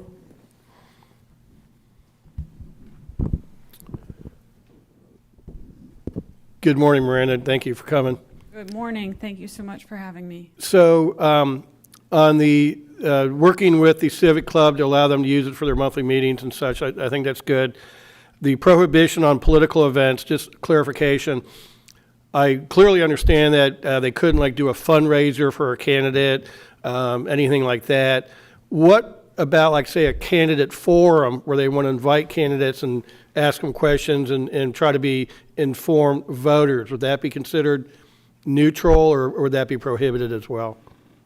So I think within our current site, that's something that's not allowed by the state within our current site, but certainly if we were presented with that situation, I could consult with the department's attorney to see if that would be amenable to them. Okay. And again, I understand the other aspects. You don't want to take a position, but I would think a forum to hear the candidates before a vote would just be educating the community and wouldn't be, in my mind, that's kind of non-political. It's just educational, but thank you. Do you have any comments to add from the health department point of view? Well, what I can say, Commissioner O'Brien, is that we are tremendously excited to be able to expand our services within Wabasso. As you know, we've had a long-term partnership with the citizens there since 2004, when all of you partnered with us to work with the residents on their identified improvements, and that brought county water systems. It brought, really took care of issues with septic systems there. And with septic to sewer, it's a long-standing partnership. And much like 2004, the community residents have identified priorities that they'd like to work on. And so as we're moving forward with this new chapter for the health department, those are where we're going to focus our efforts. And we have agencies like the Senior Resources Association who wants to start a congregate meal site there. We have the county's human services applications out there, and residents are already receiving food from the food bank. We have the Career Source, who's interested in helping us bring employment services and training out to that site with computers that Minority Health from the state has already purchased for that site. So what the health department is excellent at is building partnerships. And that's really what we want to do at Wabasso, to be able to bring services to those residents and work to improve their community. Great, good, thank you. Commissioners, any questions for Miranda? Okay, thank you, Miranda. Appreciate it. Miranda brought up something that I just wanted to amplify. If it had not been for the health department's efforts back in the day when we were looking to get those septic tanks removed, and all of the efforts and the collaborative with the state and the door-to-door and the support with the SHIP program, it still wasn't enough until it just popped after a tremendous effort by Julian Price and yourself, and it really moved. And I believe having a satellite office there will most certainly, and I say satellite, I did not mean that it's minimal, I just mean that it will not be what we have across the street, but it will be a place where we can get work done. And I just wanted to thank you again for what had happened from the septic to sewer program, because without you, it would not have happened. Thank you so much. And I would also want to talk about Daisy Hope, because Verna Wright and Kim and all of the board members for Daisy Hope have been tremendously welcoming to the health department. And we are very privileged to be able to partner with them. And it's really a symbiotic partnership, and I can't underscore the importance of this new site, and it's continuing in that tradition that was established way back in '04. Yeah, I just had a question for Jason. Understanding that there is a, let's say, a pungent aroma as we're talking about the roof and we're talking about the air conditioner, that's all budgeted as we move forward for the ceiling of the roof. We're seeking authorization from the board today for the funding for that. We've got $250,000 for primarily the AC system and a roof. So with board approval of staff's recommendation today, we would have the funding to take care of the facility needs there. At the minimal end, I'll say it's somewhat musty. And that's why, one reason I authorized staff to move forward on the AC units before getting this approval. It's getting warmer. We need to make sure that we've got the ball rolling on that so that we make sure that we take care of these things as soon as we can. All-inclusive ductwork. We like all our facilities, we want to make sure we've got good working conditions and good internal air quality. That will be our commitment. Thank you. Okay, thank you, Miranda. Thank you so much. Is there anyone from the audience that wishes to speak on this? If so, please come up to the podium. We do have two. Come on up. Yes, sir. Welcome. Your name and address, please. First and foremost, I'm Vernon Reasons, 5846 57th Street, Vero. I'm a board member for the Progressive Civic League. And just want to thank you for this opportunity to address our concerns as a community-based organization. And the first thing I have is, first of all, is that we have elected persons that the community has elected. And for the county to notify organizations and then bypass the community leaders and officials that the community, I find that, somewhat surprising. Now, I'm not here to negate what has happened or what somebody's doing or their interest. I applaud your interest in our community, but I think that if you're going to be doing something in our community, you should at first notify us so that we can advance the information to the community and let them know the pros and cons of it. And I see here in a letter that was, I think you all have it, and it says, and I quote, on February 1, 2022, the Health Department made a presentation to the board proposing to add Daisy Hope facility. I've been in that community all my life, born and raised there. And the Civic Club has always maintained the authority over that building. Secondly, if the Health Department is going to be making a presentation on things that concern the Westworld Basso area, we think that we should have been notified of it. And I have nothing in writing saying that you guys invited us to the meeting at all. And I don't know whose responsibility it is, but Days of Hope is not the only person that's on the lease.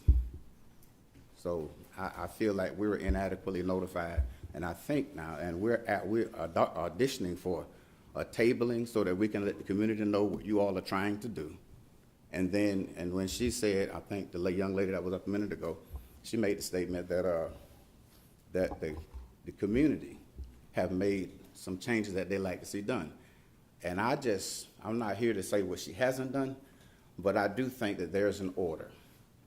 And the order is to let the president advise the president of the concerns, and then the president would advise his boards, and then we'll have a meeting, we talk about it collectively. And then we'll get back with the health department. But what has happened is that somebody has bypassed the order that we have established. And to me, that's not fair. It would be just like me going to do something, then ignoring your powers and responsibilities, your rights and duties. It wouldn't be fair. And that's all we're talking about. So I just recommend that we table it, give us a chance to notify people, let them know the pros and cons of what's at stake here. Thank you. My name is Audra Rigby, president of Westworld Baptist Progressive Civic Club. I echo what Minister Reason also said. We weren't notified. If you noticed, the young lady that was up before, she said that they were in partnership. It is my understanding that Days of Hope has been dealing with children. So I'm trying to figure out in my mind, how did she become civic-minded when her thing was just children? It's always been the Westworld Baptist Progressive as the partner. She particularly left that out of her presentation. The medical field, health department, and the Westworld Baptist Progressive League has been the partnership. I've come before you myself talking about sewage, roundabout, and other things. That's it, not Days of Hope. So I'm really troubled how that nomination process took place. Then Mr. Rangel writes me and tells me that 20.1, we defaulted. I've never defaulted. We were in the building first since 1986.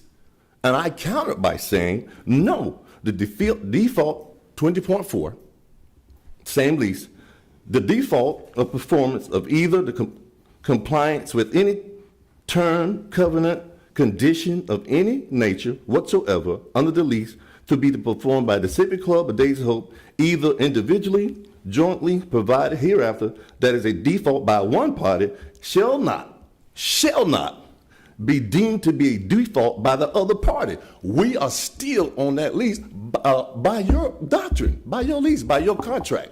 And I've been a contract monitor for about 25 years. I'm trying to see in my mind how 20.1 supersedes 20.4. Now, I'm not an attorney, I'm just a contract monitor, but I'm not understanding the logic here. I'm just not. How does that suit? And we're still on the lease. If she wants to go, it's my understanding that she volunteered to leave. That's her. We got nothing, but we're still there. We're still on that lease. Be mindful, we're still on that lease. I'm Ronald Reeves, and I'm one of the members of the board. And what I'm concerned about, it would be directly to you, sir, was it Darlene Reingold? And then I'm going to the chairman. First, I just want to get your name. Dylan Reingold. Dylan Reingold. But I want to direct this to you, sir, the chairman. On this lease that was dealt with Miss Vernon Wright, have you seen the lease, sir? Yes, sir, we have it in our backup. I'm sorry? Yes, sir, we have it in our backup. Okay, now, do you believe that signing a lease has to be signed directly correctly? I think in most cases, yes. Okay, this lease that she signed with you all, or whoever she signed it with, it does not say Vernon Wright. It says might. Illegally signing a lease. Now, at the law, that lease is supposed to be a binding contract. And if it's signed wrongly, there's witnesses witnessing that she signed this lease as might, not right. So if she's voluntarily giving up a lease that she's really, truly not on a lease. Yeah, I think leases allow for scrivener's errors and things like that. But to your point, I would almost say, well, then we should just throw the whole lease out. And I don't think that supports your position. So if that's what you want, no. Okay, you're right. We're going to throw the whole lease out. The whole lease? Oh, no. That's what you're saying. No. You're saying it's an illegally signed document, so we're going to throw the whole thing out. No, you cannot. You got to go. Okay, go ahead, Pete. Okay. That's what he said, Audrey. Okay. She was brought in to an additional lease. Now, I just got a question in this. A party that is already on the lease, now you're going to subsede that party, bring someone else into a house to operate that lease. That party that is on that lease, I operate drug rehabs all over the state of Florida. Once I lease that building, I cannot go in that building and bring someone else in to operate those drug rehabs without me being there as a lease owner to that property.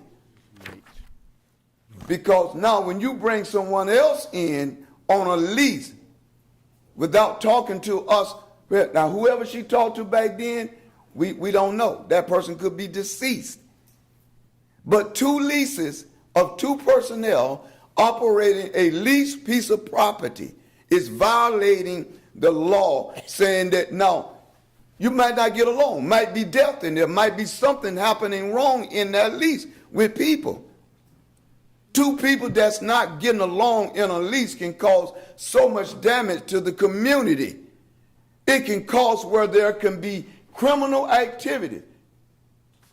So I do not see where this person entered a lease. Now, if she wants to voluntarily give up a lease, the health department is saying that they want us to take on what they offer us. We got a lease to 2033 to be in that one building. We're not trying to violate our lease. She wants to voluntarily give up her lease. Now, by law, that name might, and there's a couple signatures she done signed elsewhere as the Wright. Her last name is Wright on many of the papers and documents. And whoever allowed her to show her identification and sign this lease, that agreement on the might. That's an oversight that shows telling us you all don't care about our community. You care about what is happening to the fact of what's going on. When someone else voluntarily give up something, we didn't volunteer to give up nothing. We got plans to do what we want to do, but we cannot operate in our building because of mold and unsafeness. Now, if you all feel that if we table this, give us some time to talk to our community, we can understand that. But this lease that she signed, that's fraud. Well, sir, again, let's just say we agree with you, then we just need to throw the whole lease out. No. What lease? Audrey? Back to 186. What lease? You know, What lease you Hold on, talking about hold on, throwing out? hold I on, got it, hold on. Audrey. Well, What then- lease you talking about throwing out? Gentlemen, What- this is the one your right here. opportunity to present your argument or your issues or your comments on this. I'm going to dissuade us from continuing into the sort of this back and forth interrogatory deposition sort of style discussion. I'm sorry. I'm deaf in one ear, so can you repeat that? I think this is your opportunity to speak your comments about the issue, not to necessarily answer questions or ask questions of our commission and or. All right, I understand that. But, okay, you're an attorney, and you understand the significantness of taking an opportunity to lease something, a car or anything, with the wrong name, what it could do to a company or organization under the wrong legal name.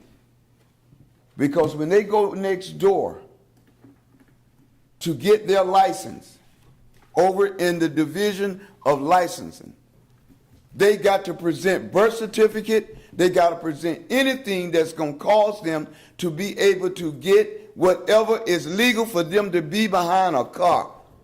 This does not give her legal rights to be in a building. You all allowed that without checking this out. Okay. Sir. Bill, did you have anything you'd like to add? Yes, my name is Bill Rigby. I reside at 8465 59th Avenue.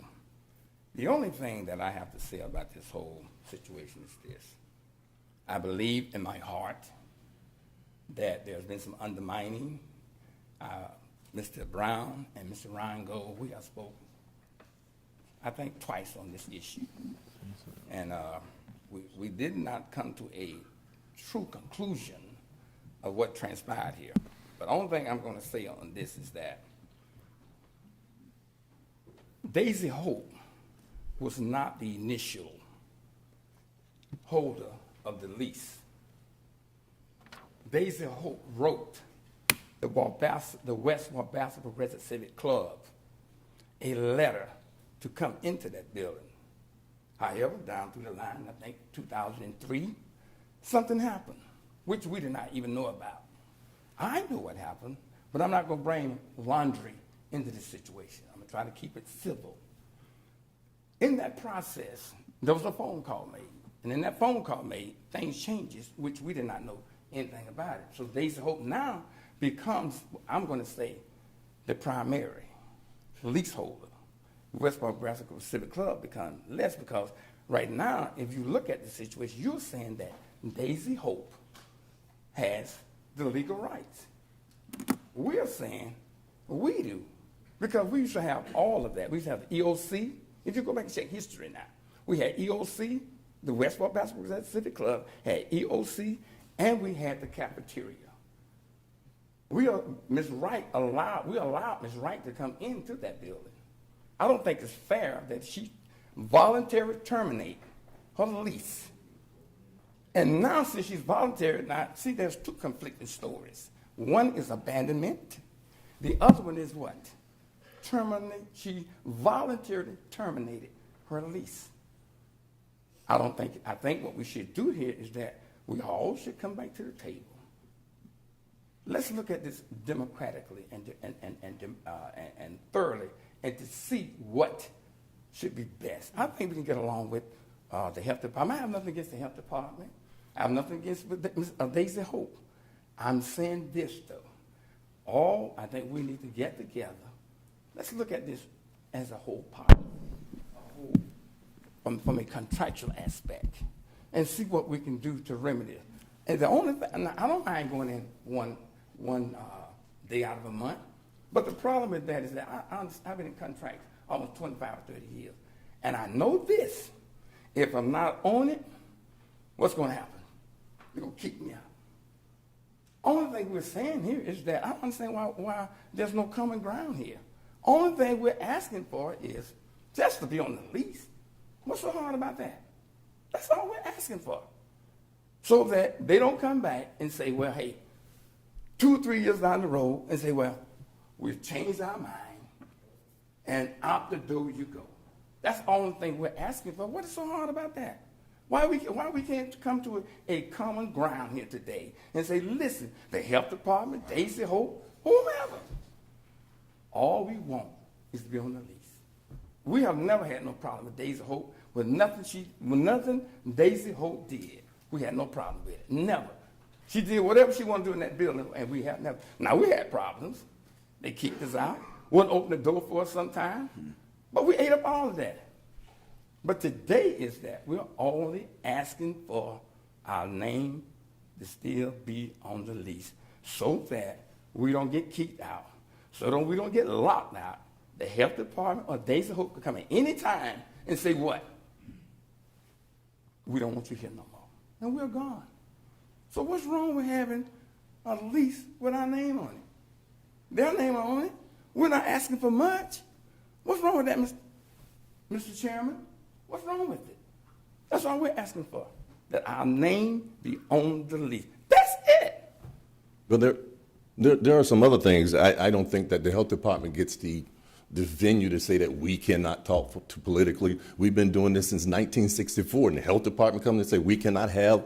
All of this is political. When you come in for sewage, when you come in for roundabout, but now you're trying to supersede the company that's been around for 1964. They've only been there 19. Well, we don't know according to the lease, but 19 years, and we've been around, and now the health department has a say as to what subjects that we can address to you. That's like us going to Building B. We're going to talk to the Peter O'Brien in Building B because this Peter O'Brien here doesn't matter.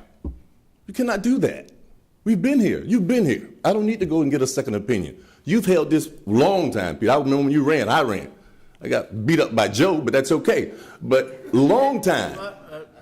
Politically speaking. But right, politically, you know what I'm talking about, Commissioner. But you cannot have two tongues coming out of one ear. You got to have one voice. When Peter O'Brien speaks, I don't need to go to Peter O'Brien 2 to get another opinion. We've been here since 1964. Daisy Hope asked us to come into the fold. We agreed to it. We agreed to it. Again, we've never stopped. I don't have an adversarial relationship at all with this county commission or anybody in your agency. You can close your eyes and ask anybody, have you ever had a problem with the Westworld Bastard Progressive? And they will all tell you we acted in a very, very professional manner. Without a doubt, I know it. No one can have a say-so on what we say when it comes to political operatives in that area. I am Wabasso. We are Wabasso. And you want to cut our voice out? I firmly disagree. Firmly. Excuse me. Thank you, Audra. Is there anyone else that wishes to speak? I have a parable to read before I sit down. Okay, Bill. Mr. Commissioner, Mr. Chairman, here's what it says. And it's the title of it called Distributive Justice. Justice. This is what it says. A little closer to the microphone. I'm sorry. Thank you, Dylan. It is called Distributive Justice. Justice, I ain't got my glasses on, so y'all please excuse me because I ain't got my glasses on, but I'm trying to read the best of my ability. Yeah, read it for me, please. Okay. Distributive justice. Justice owed by a community to its members, including the fair allocation of common advantages and the sharing of burdens. And last time I checked, we were one nation under God, indivisible with liberty and justice for all. Thank you. I'll take my seat. Thank you, Commissioner. Thank you. Thank you, I Audra. ask that you table this, though.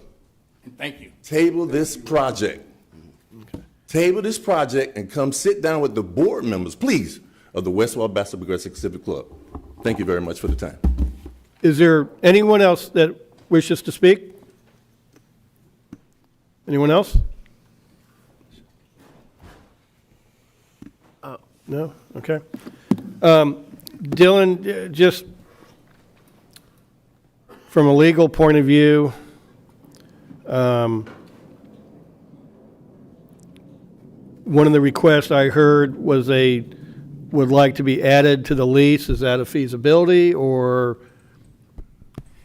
So what Jason explained is in the relationship that Indian River County has with the health department is that we technically don't have a lease with them to have for the property. Just like across the street, it's a facility that we provide. We have a general contract that includes for how that's provided, but we don't have a lease that would have either them or multiple other entities that would be a part of that lease. Okay. All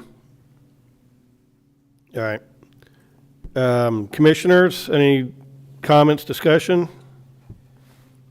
Commissioner Fleischer?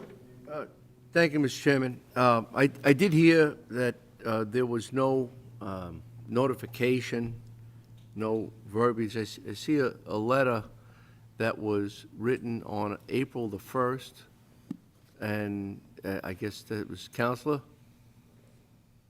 Yes, I wrote a letter about April 1st that I sent to several individuals, Jason Brown, Julianne Price, Miranda Hawker, Audra Rigby, and Bill Rigby. Okay. And I know that, I trust they got the letter. Would that be accurate? I can tell you I sent it to the same email address that I sent the. It wasn't returned or anything? Okay. Yeah, 'cause I want to make sure that, because you. I want to make sure that we're clear as well. Yeah. What we're saying is that you had the meeting, I think I read it on February the 1st. I think that's the correct date I read out. And all we're saying is that we should have been notified February the 1st. If you're deciding something that's going to happen in the West Wabasso community, I initially said we have a order set up. You know, if you go back through the tape, we got an order already in place. And I think that the leadership, because we voted for the leadership in the West Wabasso area, and the leadership should have been notified on February the 1st that you were going to have this proposal that's coming from the health department, because whatever the health department is doing in the West Wabasso community, it would affect the citizens of West Wabasso. And what we're saying in point, or in short, if you will, we're saying to you that if you're going to be doing anything, we should be notified. It's just like if I were to decide to put up a house, I would have to notify the county and get the corrective measures to do so. Now, if we're going to all sit down and talk about what's right and doing what's right, then I think right ought to be afforded to us as well. Now, if you're going to be having somebody to come in and make a presentation about my community and then not notify me, that's what we're talking about, distributive justice or distributive consideration. You ought to give me the same kind of commonalities you give the other communities. That's all. And I don't see anything wrong with that. I'm not asking you something that's unreasonable. And the only point I want to make is there was communication, but it was just a little, Okay, it was it's April instead of February, but there was communication, right? No, I'm saying to you, if you're going to be, I'm saying we were not notified on February. And what we're saying is it should have been held at night at 7 o'clock. Most of the people you're talking to work or elderly. That's why we have a 6 to 7. That presentation should have been given then. It's all right to come to you, but give the community the opportunity at 6 to 7 to have input. We've always had it that way since 1964. Not Daisy Hope. I got nothing against Verna. Really, I don't. We allowed her to come in. But what I'm saying is that meeting that was presented to you should have had another input from the community. So we could objectively look at what they're bringing to the table and whether we agree or disagree what's being presented. It's all right to come to you. You have the ultimate say. We have to respect you. But you got to listen to the community. I want to try to get somewhere with this there. And then, Mr. Chairman, I heard an argument about the validity of a contract. I most certainly would not give an A in penmanship on this particular signature on the original contract that was agreed upon by Chairman Kenneth Mock, Commissioner Mock, and Marion Fell, and Chandler. I'm looking at all the signatures, and I want to revert back to prescriptions. If prescriptions were analyzed for the signature from a doctor's office, there would be very few people getting prescriptions, okay? It's an age-old challenge, but they know the doctor's signature. So in hearing that, does that look like an M? Certainly. Could it be what a W is in the interpretation? Yes. I'm not, it clearly states underneath there WRIGHT in print. So that's the way the signature goes. I don't know if there's really an argument about, well, it was a bad contract all the way from the beginning, because then I heard the chairman's comment, which, yeah, we could throw the whole thing out then if that's what you want. So that's not really the avenue. The avenue is just communication, delivery, and a decision being made by organization and for an organization. And I think that's your argument. In addition, I understand that there's a bit of a, I guess, maybe like a boxing match or like a With who? This is lack of consideration. Candidate forum amongst the Progressive League leadership, an understanding about an election. I think that's being discussed as well. It's not our discussion. Absolutely, absolutely. And it's a challenge. And I have to tell you, I know Audra brought up, you know, we ran in the same race, but we still communicate. Absolutely. Okay? Absolutely. And that's the point. There may be some misunderstanding as to where the leadership is, who's meeting who's representing who, as far as the progressive, wait a minute, amongst some. It could be a small part of the Venn diagram, but it is an existing part of the diagram that we have to, that really doesn't involve us. Really, it's true. But there is some confusion out there, and there is I believe there's a legal challenge. I don't know if it's been resolved or not resolved, where it's at. I don't know. We don't really have to discuss it. But you realize the predicament that we're in providing an environment, being able to go forward where there seems to be some interpretation problems, interpretation of a signature, interpretation of who exists, who the leadership role is.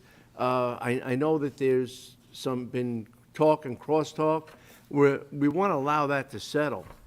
But I don't know if that presents itself to an argument of the building. When you're given the opportunity to still have a meeting there, it just has a different set of rules. Is it about respect and honor, or is it about existence and an operation of a place where we could have a meeting? Let's clarify it. Well, first of all, Because I want to entertain what you do if you desire, if it's warranted. Okay. And I'll fight it. Okay, good.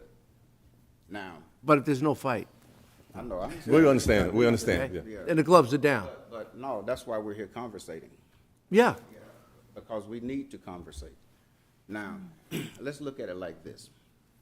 Each one of you have a base locally right here in Indian River County. You all have offices where you can store your paper goods, where you can meet with your constituents privately and personally. Now, we've been denied that at Days of Hope. We don't have a place to store anything. Only thing we can do is just meet. And we don't want to air our dirty laundry. That's not what we're here to do. All we asked to do was table this so that we can communicate With whoever. Yeah. And then secondly, we wanted you to know that our name was on the lease first. How can you alienate our name and then directly with Days of Hope? We thought that was a lack of consideration. But it's okay. I'm saying to you, think about that. Because if we're going to be the leaders, because times are more turbulent, times are more sophisticated, so we can no longer allow ourselves to do business the way we used to do it. So we need a firm, and not only a firm, but we need a permanent base. So, and if I used to work with the health department right across the street some years ago when I got out of college here, and I know we are falling to some laws because they have medical records there. That's right. And I think that law is called the HIP law. Mm-hmm. And so my point is, if you allow that, then after a while, they're going to be saying, well, we don't know who's coming in the building. Well, it's our building. So, so now, it's just a lot of issues and turbulence that's accompanying this. And so what we would like to do is that, hey, let's go ahead and look at this thing objectively. Let's get some time to look at it, because I was asking Brother President Rigby, I said, hey, where's the letter from February? Did they send us a letter to notify us to let us be in on the proposal? Because if you're going to be talking about our community, shouldn't we be notified? Now I'm asking you, Commissioner Fletcher, because you are my commissioner. Yes. He's in our area. Okay. Yeah. All right. So I want to be clear on this point, and I think Jason's got the calendar up, but Jason, so I'm going to turn this over to Jason with regards to time. Yeah, so April 1st was not the first time there was communication on this. Dylan and I sat down with the Rigbys on February 24th on this very topic. We got the direction from the board on February 1st to consider moving forward with the health department's proposal. We met with them on the 22nd to figure out in more detail what their plans were. And as soon after that as possible, on February 24th at 10:30 a.m., we had a meeting with the Rigbys to talk to them about the potential plans there, to work with them. Following that, the health department and the Rigbys had communications with the Progressive Civic Club. Again, on March 7th, it's in the backup. The health department did offer this similar access that my understanding has been that the Civic Club has had in that facility basically since 2003 to have those monthly meetings. And it's not every month. My understanding is sometimes there's the other community center that they've had meetings at occasionally, but occasionally they are at the Daisy Hope Center. And the health department had communications. County staff again had communications with the Civic Club on this. I will point out that the lease terminated with the Daisy Hope April 30th. The Civic Club requested to have their monthly meeting on May 2nd, a week ago yesterday, and the facility was basically, for all intents and purposes, under the control of the health department. The health department met Bill Rigby and opened the facility so they could have their 6 o'clock meeting a week ago yesterday. So they have had a similar access to what had happened in the past, and that has been what has been offered here. So I think big picture, we did have communications with the Civic Club back in February, not before February 1st, but once we got the direction from the board, we've been in communication with the Civic Club. They have been granted access by the health department essentially last week. And I think, the big picture here is I think everyone would agree that the services that the health department is planning to provide for the Wabasso community are a good thing, and I think the Civic Club would support these additional services. So, at the end of the day, we have been working and communicating on this since February with the Civic Club, and the thing that's going to change is there will be more services provided there, and there will continue. The health department has offered to continue that access. But what has changed, though, Jason, and you're right, he's correct. I think I have a good relationship with Mr. Reingold and Jason, but I just heard that Miranda Hawker is telling us what we can't talk about. I think if you get the 3 individuals in the room, 3 groups in the room, we could hash this out.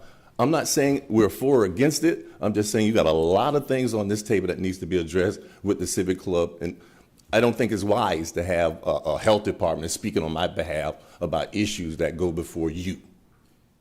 So it sounds like it's not the deliverable, it's the delivery. What do you mean? The delivery. In other words, the way the information got to you or the way this progressed was unsettling. It's not the fact, at the end of the day, you'll still have a place to meet. I've attended meetings in the past where you walk in, it's key ready, Vernon had to open up the door. There was a key issue. Sometimes you had a key, sometimes she had a key, sometimes whatever. We opened up the meeting, and basically there was really no hardware there. There's no office to maintain. So basically you're going to have the same kit. No? That's why we're trying to tell you. That's why it needs to be talked about. But we can no longer do business the way we used to. That's why. What could be different? I just want to know what could be different. Yeah. Let's. And I'd like to ask Miranda to come up for a minute again.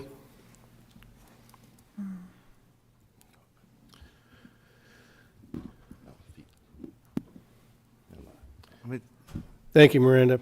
One of the points that the Civic Club has brought up is the fear that a couple years from now, maybe there's a different director, and they say, well, I know Miranda wrote a letter, but I'm not going to support the letter. Is the health department, can you enter in any type of contract or lease agreement with the Civic Club that gives them a little bit more assurance that they have some vested right to meet there? So I can't enter into a lease when we're allowing meeting space, but what I can tell you is that the department is committed to the community, and we're committed to allowing the Civic Club meeting space within that facility. And I had issued a letter on March 7th. Yeah, we have a copy of that, yeah. Yes, that detailed that. Okay, but you can't enter like a lease or anything more legally binding. Our attorney doesn't really advise that for just meeting space. Okay. But certainly that satellite site is designed as a community resource center, and so that's something that we would do, is to allow community meetings there. There's still some things unanswered. Go ahead. I do hear that, Audra, but when I look at this, I try to weigh the balance of everything, okay, the good and the bad. I see this as a big positive for the Wabasso community because the health department is going to be having an office there, they're going to have personnel there, they're going to be providing services right there in the heart of Wabasso, so I think that's a very good thing for the community. They're offering you the ability to continue your meetings there for the community that you would like. And I think, as I've heard from several folks, that if you do have a particular meeting that may not fall under what the health department would allow, that you have other locations where you could do a political fundraiser or something like that. So I don't see you all getting really limited by what you have historically done, but I see a very big plus on having the health department come in. So that's kind of where I'm sitting on this, is looking at it from a 20,000-foot level. I see it as a big positive, and I think you all will still be able to work how you have and work in cooperation with the health department being right there. We have the letter, we have Miranda's statement right here, that they will continue to allow it to be used as a community resource center. I think Wabasca Civic Club is going to come out well on this. So, and I will say this, you know, we can't notify everybody in the entire county when something might come up on the agenda that they might have an interest in. We'd have to be sending letters out to every single resident in the whole county. You and Bill are very involved. I don't know, do you get the email from Tina with the agenda every week? Mm-hmm. Okay, well, okay, so we can't force you to read the agenda, but I would recommend you do if you're receiving that. I would consider that notice, and that you all should go through the agenda every week and say, oh, wait, here's something to do with Wabasca. Maybe we should show up. So I think some of the responsibilities on you all to be engaged and look at the agenda and recognize that. So I'm ready for a motion here, Commissioners. If anybody wants to make a motion to move this one way or the other. Can I ask one question before we do? All right, Commissioner Moss. And this is for our attorney. I want to be sure I understand it. Is the county in effect ceding control, if you will, of the building to the health department, or could we have an agreement with the Civic Club for some uses of it? So the deal as presented by the health department is that basically they will operate that building just like they do the building across the street from us. And they have their own restrictions and rules as to how they work with community groups for them to be able to use and operate the facilities that they have. Well, does that preclude any agreement between the county and the Civic Club? Well, the hospital district's going to say is, and Miranda can speak for herself on this, is that this facility is, as part of the deal that only works for us, is we have to be the ones who maintain it, operate it, keep it safe, keep it under control for various different reasons. Now, I will say to Miranda, and if she's able to answer this, this is great, which is, would she be willing to would the health department be able to make some sort of commitment to the county about the ability for the West Wabasca Progressive Civic League to use it? And she would have to listen to her attorney as to whether they would be willing to include some sort of language to that effect in whatever agreement exists between the county and the health department. I understand the concern that you raise, that it's just a letter, and who knows, going forward. And I would hope that there could be something more formal, whatever form it takes. Can we find out about that? I mean, how? Well, what you've heard today is a request of a tabling of the item. Yes. To consider further issues. Ms. Hawker is here to answer any questions that we have available. I defer to the board as to how you wish to move forward. Can I say something, please? Excuse me. Can I say something? No, I want to hear from the commissioners here. Commissioner Adams. Thank you. So we have listened to a lot of input from all the gentlemen here from the West Wabasca Civic League, or Progressive Civic League. And really what I'm hearing from you guys is you want something good to happen for the community. What the health department is proposing is going to be for the betterment of the community. They'll be co-locating multiple different programs and organizations within their facility. They'll be providing services to the residents that are not available at this point. They'll be bringing those services to Wabasca when there is a constraint geographically and transportation-wise for your residents to get to these programs, whether it's United Out of Poverty, whether it's Career Source, whether it's career training, whether it's health department services that they're already providing, child care, all that kind of stuff will be coming to this facility. So for me, I think it's almost a no-brainer that this is a great opportunity for the Wabasso community, and I would think that you guys would be very supportive of that.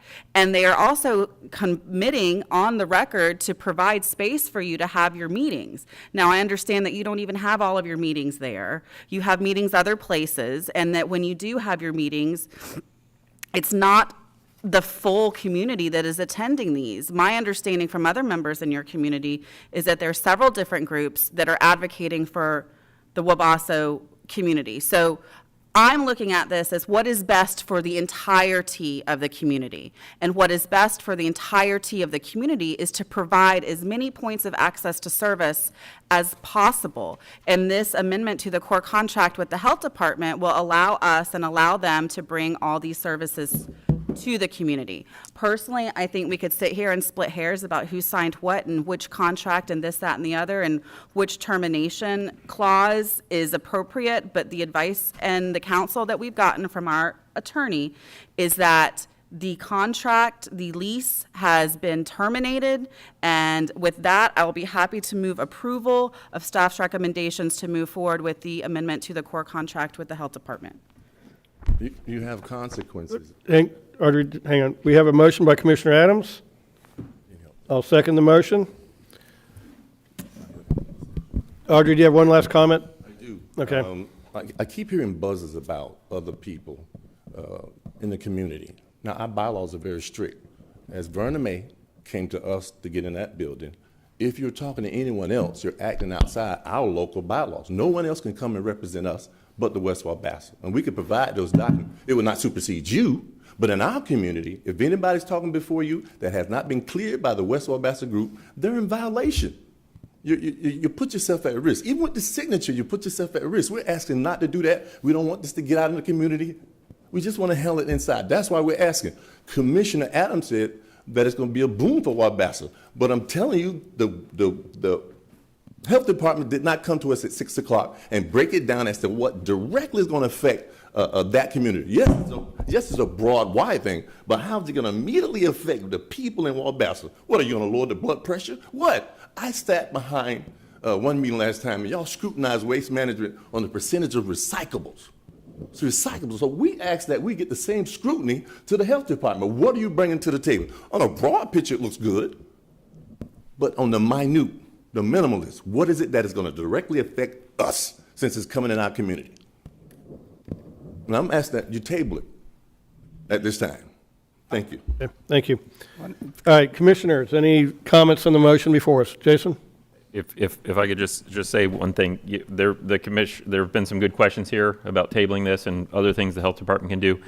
I can tell you that Dylan and I have asked these questions of the health department. They are constrained by what Tallahassee will let them do. That's frustrating for me sometimes, and I know it's frustrating for you guys, and I'm sure it's frustrating for them. Not speaking for them, but we could go ask them that. We've asked them a lot of these questions. I don't know how much more formal they can get. I think what they've offered, Miranda has stated here today, they've put it in writing, they've offered the meetings. Miranda has stated today is that would be their goal, would be to have community meetings be part of what they provide there. I think what we have here is a good proposal from the health department, which will provide better services to the residents of Wabasso. If we're not able to reach agreement with the health department on this, I feel that our other options will not be as good. So I'll just put that out there, that I think what the health department has proposed is good. They've provided an offer to continue the access as it has customarily happened there. And I would recommend that the board approve the proposed amendment. Okay. Vice Chairman Irvin? Thank you, Mr. Chairman. I'll try to keep this short. I haven't chimed in on this yet, but I understand, and I think I have to agree with Commissioner Adams to say I think this is a good thing for the community. Audra, Vernon, you and I've known each other all our life. I don't really understand what the problem is here, other than you're telling me that we didn't communicate very well and they didn't let y'all know what was going on so you could tell your residents. Do you guys agree that this is a good program and better for your residents? I mean, if we're talking just use of a building, that is fairly simple, and we can still move ahead with this, and y'all could still work that out. But I don't want to hold up this process of getting these services to your community. So, I mean, tell me again, what are we actually talking about here? Lack of communication? Is that all we're talking about? Well, it seems to me an undercurrent. I heard that there's a confusion about who you meet, and I think that's a problem. And then the health department personally picks a 501c3 that has not been around longer than we have that deals with children. We have always been community minded. And civic. Civic, that's our name. Well, that's a civic club. That's us. We belong in that position. See, that's why you got to come down and talk to the people in the community. I'm sorry, Mr. Joe. I do think it, but it needs to be tweaked, and I think we need to all sit down. I'm not saying it's not a bad idea. I've said that from day one. Day one, I said that. But now that some information has come out, it needs to be tweaked. It did not come to the community. So it could be scrutinized. And Julian are pretty reasonable people. They'll certainly set up something where they'll come and y'all can set up a meeting and speak and all that sort of stuff. If that's what the need arises here, but frankly, I'm kind of missing the point here of what we're arguing about on this. If it's a lease and all that stuff, y'all had multiple times to get with Dylan and get with Jason. Y'all had meetings with them. You talked about it.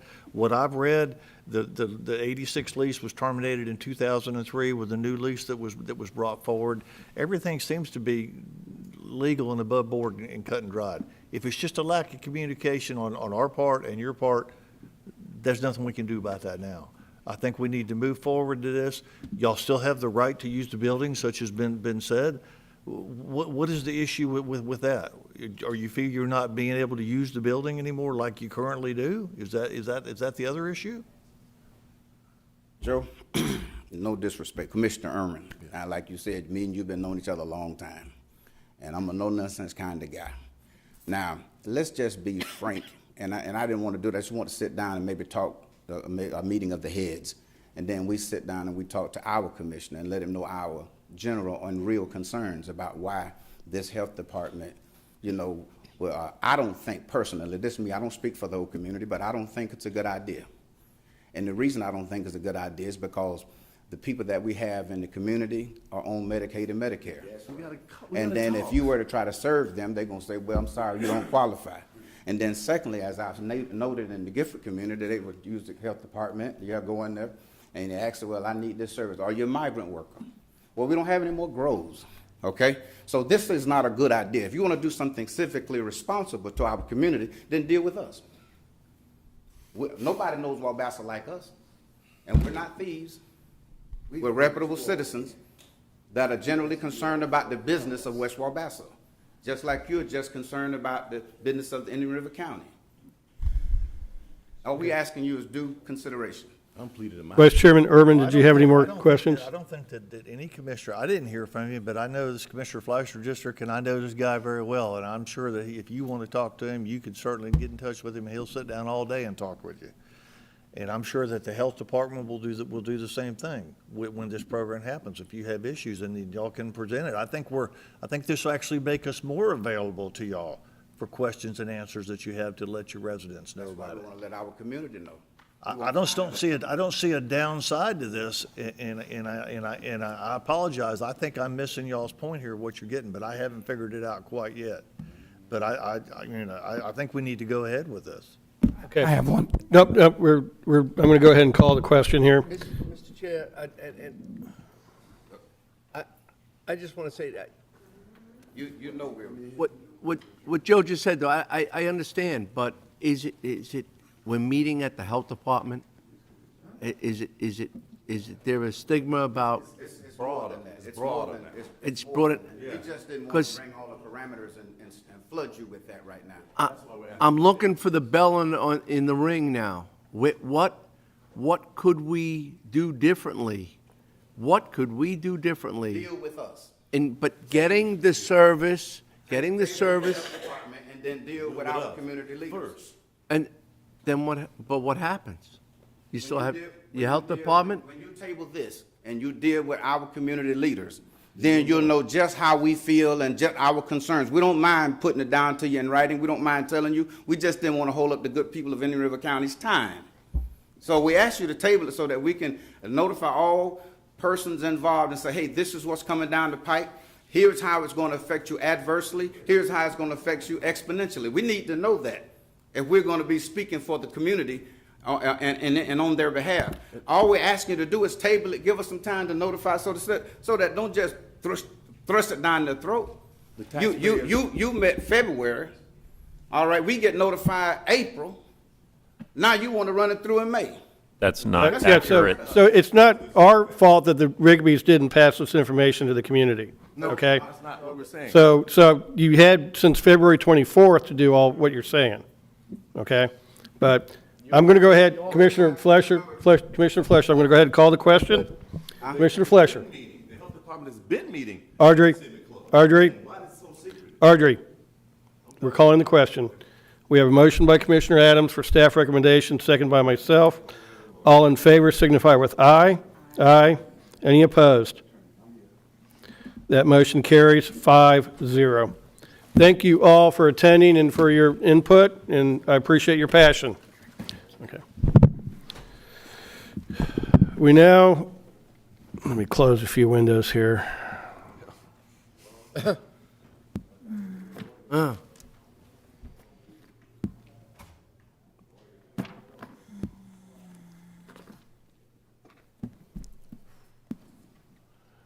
Okay, we now move under county attorney's matters. The first one is authorization to proceed with foreclosure on code enforcement cases. 2015-080-113, 99th Street, Pablo Almanza. 2017-12011, Lime Street, Pablo Almanza. In 2021-06-0045, 91st Street, Gomez, Felipe, and Alina. And Susan, and it's still good morning. Good morning. Good morning, Commissioners. Getting a little close there, but yes, we are still in the morning. So today I'm coming forward with you again about some foreclosure cases. This is now the second batch that we are bringing in front of you. In this particular batch, I will start with the two cases we have for Almanza, which I believe Mr. Almanza is here, so he would like to address the board once I'm done. So you can come up, but Just 1 minute, okay. I guess once I'm done, you can present your side. Okay. So for case number 2015-080-113 for 13490 99th Street, this case started back in 2015 regarding junk trash debris, junk vehicles in a zoning district violation, dealing with Grove equipment, tractors, citrus bins, all of that. And there was an order imposing fine issued on the property back in 2015 from a compliance hearing. And that fine started on November 21st, 2015, and today it's currently at $234,700. At this point in time, we have had some communication with the property owner who is here today. If I could just talk about the next one as well, since it's also from that same property owner. Sure, that's fine, yep. And so they also have the property at 305 South Lime Street, Fellsmere, Florida. And this code enforcement action started back in 2015 for a similar violation of overgrown weeds, junk vehicles, junk trash, and debris. And this took place, I'm sorry, I believe that's a typo. That might have been 2017 is when it started. And so a lien was enforced on this property for an order imposing fine starting on May 19th, 2018, and the current total today as it sits is $145,200. Neither of the properties were brought into compliance. I did have some conversations with the property owner that's here today, and he was notified that if he did clean up the property before we got to foreclosure, that, you know, we wouldn't necessarily go down that route. But we're still here today asking that we move forward with foreclosure with these two properties, as they would still have, you know, the time between us transferring it from here to the time that the attorney actually files the foreclosure to come into some sort of compliance. Talk to the code enforcement officer and avoid the foreclosure if they can. If not, it's been out of compliance since respectively 2015 and 2017 for a number of years and for an exorbitant amount of fines. So, Susan, I think we've done these in the past here, so if we vote to go ahead and move forward with the foreclosure, it's roughly about 4 or 5 weeks before there's a go, no-go final decision. Is that about correct? That's about right. So the other three, I'm sorry, that are with the outside attorney's office, I can give an update on those two if you'd like in a little bit once we're done with these two. So, but that's about right. Okay, so we roughly 30 days to come into compliance. If they do that, we can stop the foreclosure, but if not, it's already moving and ready to go. Yes, sir. Okay. Commissioners, any questions of staff? No? Okay. Mr. Almanza, did I say that correctly? Yes. Okay, good. Welcome. If you could just give us your full name and address for the record, please. My name is Almanza, and I currently live in at 12865 89th Street in Fellsmere. Okay. We do have that. We've been talking to the lady and our court enforcement. We are working to be in compliance, and we just need a little bit of time and have them meet with us and let us know that everything's okay, because we've just been working at it. So, Mr. Almanza, I have to ask you, you've got $400,000 of fines you've racked up, and it's been since 2015 and 2017, and nothing has been done. If we move forward here, you have roughly 30 days to do what you haven't done for 7 years. Now, are you going to be able to get all this done?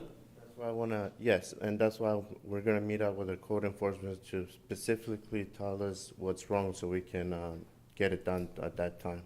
Well, And I'm sorry, from my understanding from speaking with them, they said they've been cleaning and had about 90% of the property cleaned. And so they just want to meet with code enforcement to make sure that they have everything else cleaned up and in compliance. This is what I'm being told this morning. So from my understanding, Daphne has not gone out to the property at this point in time. But she did speak with them today and obviously is more than happy to go out to the property to check on the status of it. Okay. So, Mr. Almanza, I think what I would recommend to the board, apparently the fines weren't much of a carrot or stick to incentivize you to clean the properties up. The foreclosure action was. So I would recommend the board that we move forward with the process of going through foreclosure, which will kind of give you roughly about 30 days to get completely done, because I want to make sure you kind of keep your foot on the gas pedal there to get this done and finished, okay? So you'll have roughly 30 days, but if you don't have it done, then we're moving forward. Is that clear? Okay. Commissioners, That includes both properties, so cleaning up 99th Street and Yes, I Lime understand. Street. Mm-hmm. Okay, because I'm familiar, I live in the area, so I'm familiar with your properties. Okay. which isn't a good thing. All right, so commissioners, I would recommend we move forward with foreclosure with the understanding that code will meet out on property and give final guidance what they need to do to come into compliance.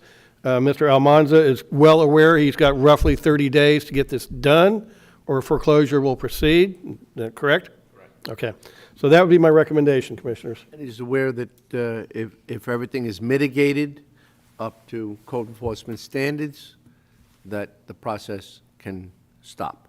Yes. Thank you very much. That's the incentive. Mr. Chair, I'll be happy to make that motion. Okay.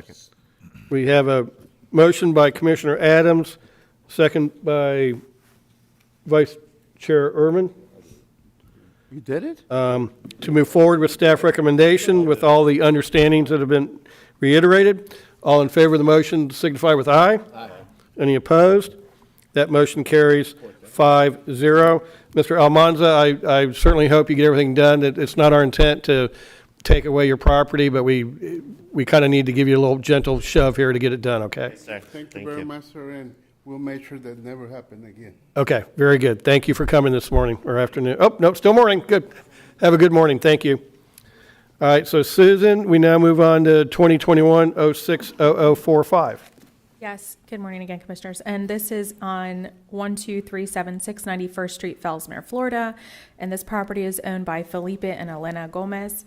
And this code enforcement action is a more recent code enforcement action. It started in June 2021 with a complaint regarding storage of commercial vehicles and equipment in an A1 zoning district. There was an evidentiary hearing on August 23rd, 2021. The respondents were found in code violation at that point in time. They were given a time frame to correct. And at the compliance hearing on October 25th, 2021, they were found to not be in compliance, and an order imposing fine was entered and recorded.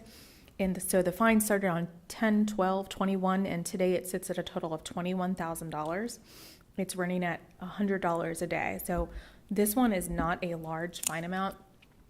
However, this one is one of the cases where we seem to get a numerous amount of complaints coming in regarding the business in a residential area, and a commercial business in a residential area, or A1 residential area, if I may. So we are asking at this point in time to move forward with foreclosure proceedings on this piece of, not this particular piece of property, as 91st Street is their homestead. Elena and Felipe Gomez do own several other properties that we would be looking at getting in the foreclosure process. They have commercial properties located within the Fellsmere area, two of them, one at 9 South Mulberry Street, Fellsmere, Florida, and another one right next to it on 11th South Mulberry Street in Fellsmere, Florida.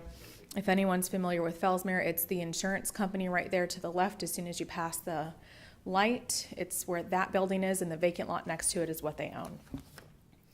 And they recently also purchased in October of 2021, right before our lien went into place, a vacant lot that is residentially zoned off of Cypress Street. There's not an exact number there, but it is off of Cypress Street in Fellsmere.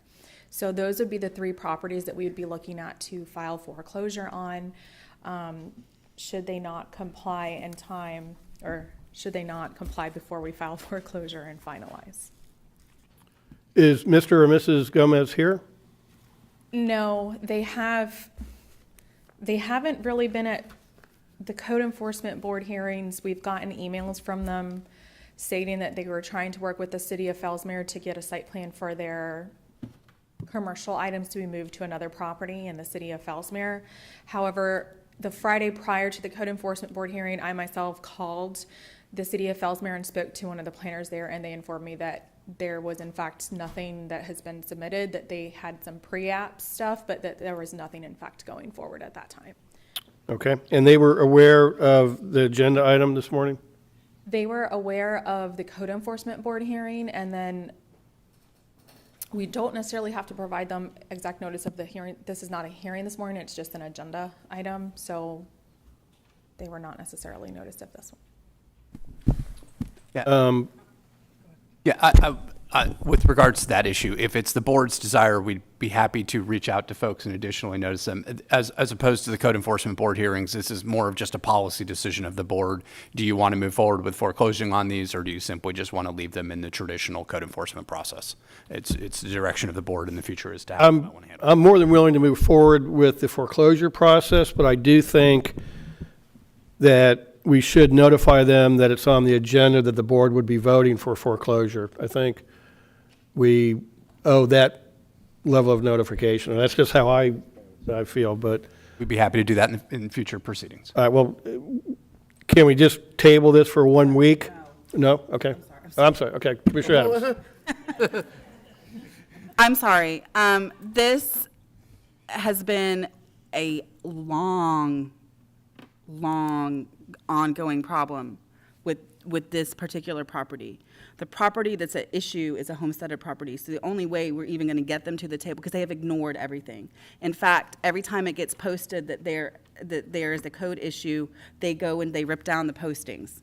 They blatantly disregarded this whole process. They are well aware that this is going on. And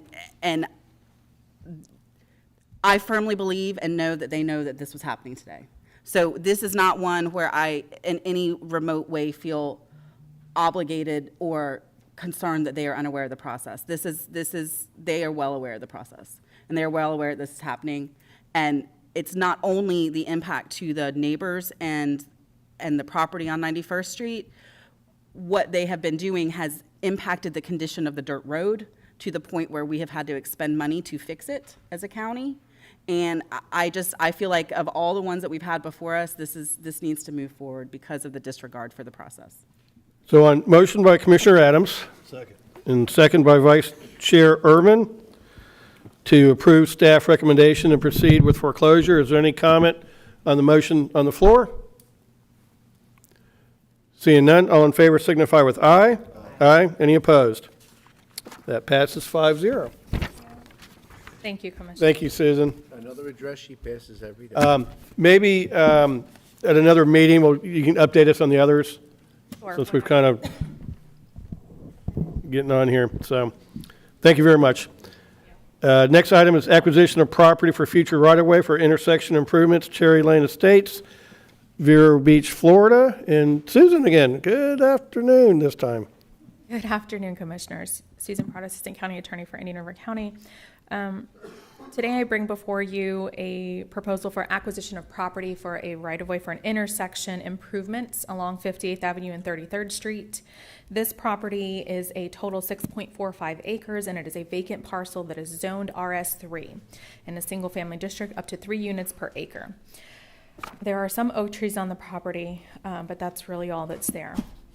The construction plans for the widening or the improvement of the intersection calls for us to obtain a 15-foot strip along the west side of 58th Avenue, plus an additional 25-foot by 25-foot corner clip adjacent to the southwest corner of 58th Avenue and 33rd Street.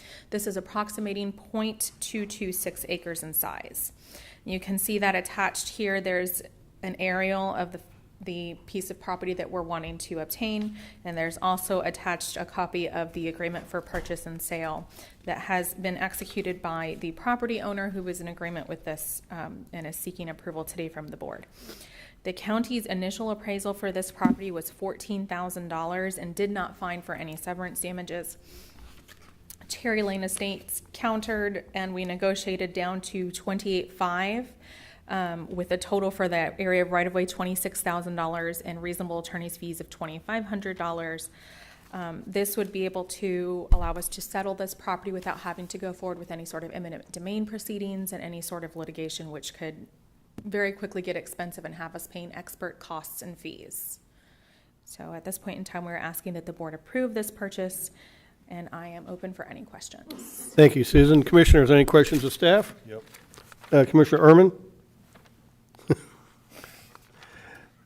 Meet the O'Brien rule? It seems pretty reasonable, and I think at $26,000 that it would cost us twice that just to even get a deposition done or something. So I'm good with it. I'll make a motion to approve. Second. We have a motion by Vice Chair Urman, second by Commissioner Flesher. Is there any discussion on the motion on the floor? I will note out that I'm going to reach out to the attorney, Mr. George Glenn, and ask if he'll donate that $2,500 to our environmental lands referendum. There you go. Oh, Lord. Okay, no comments? All in favor signify with aye. Any opposed? That carries 5-0. Thank you, Commissioners. Have a wonderful afternoon.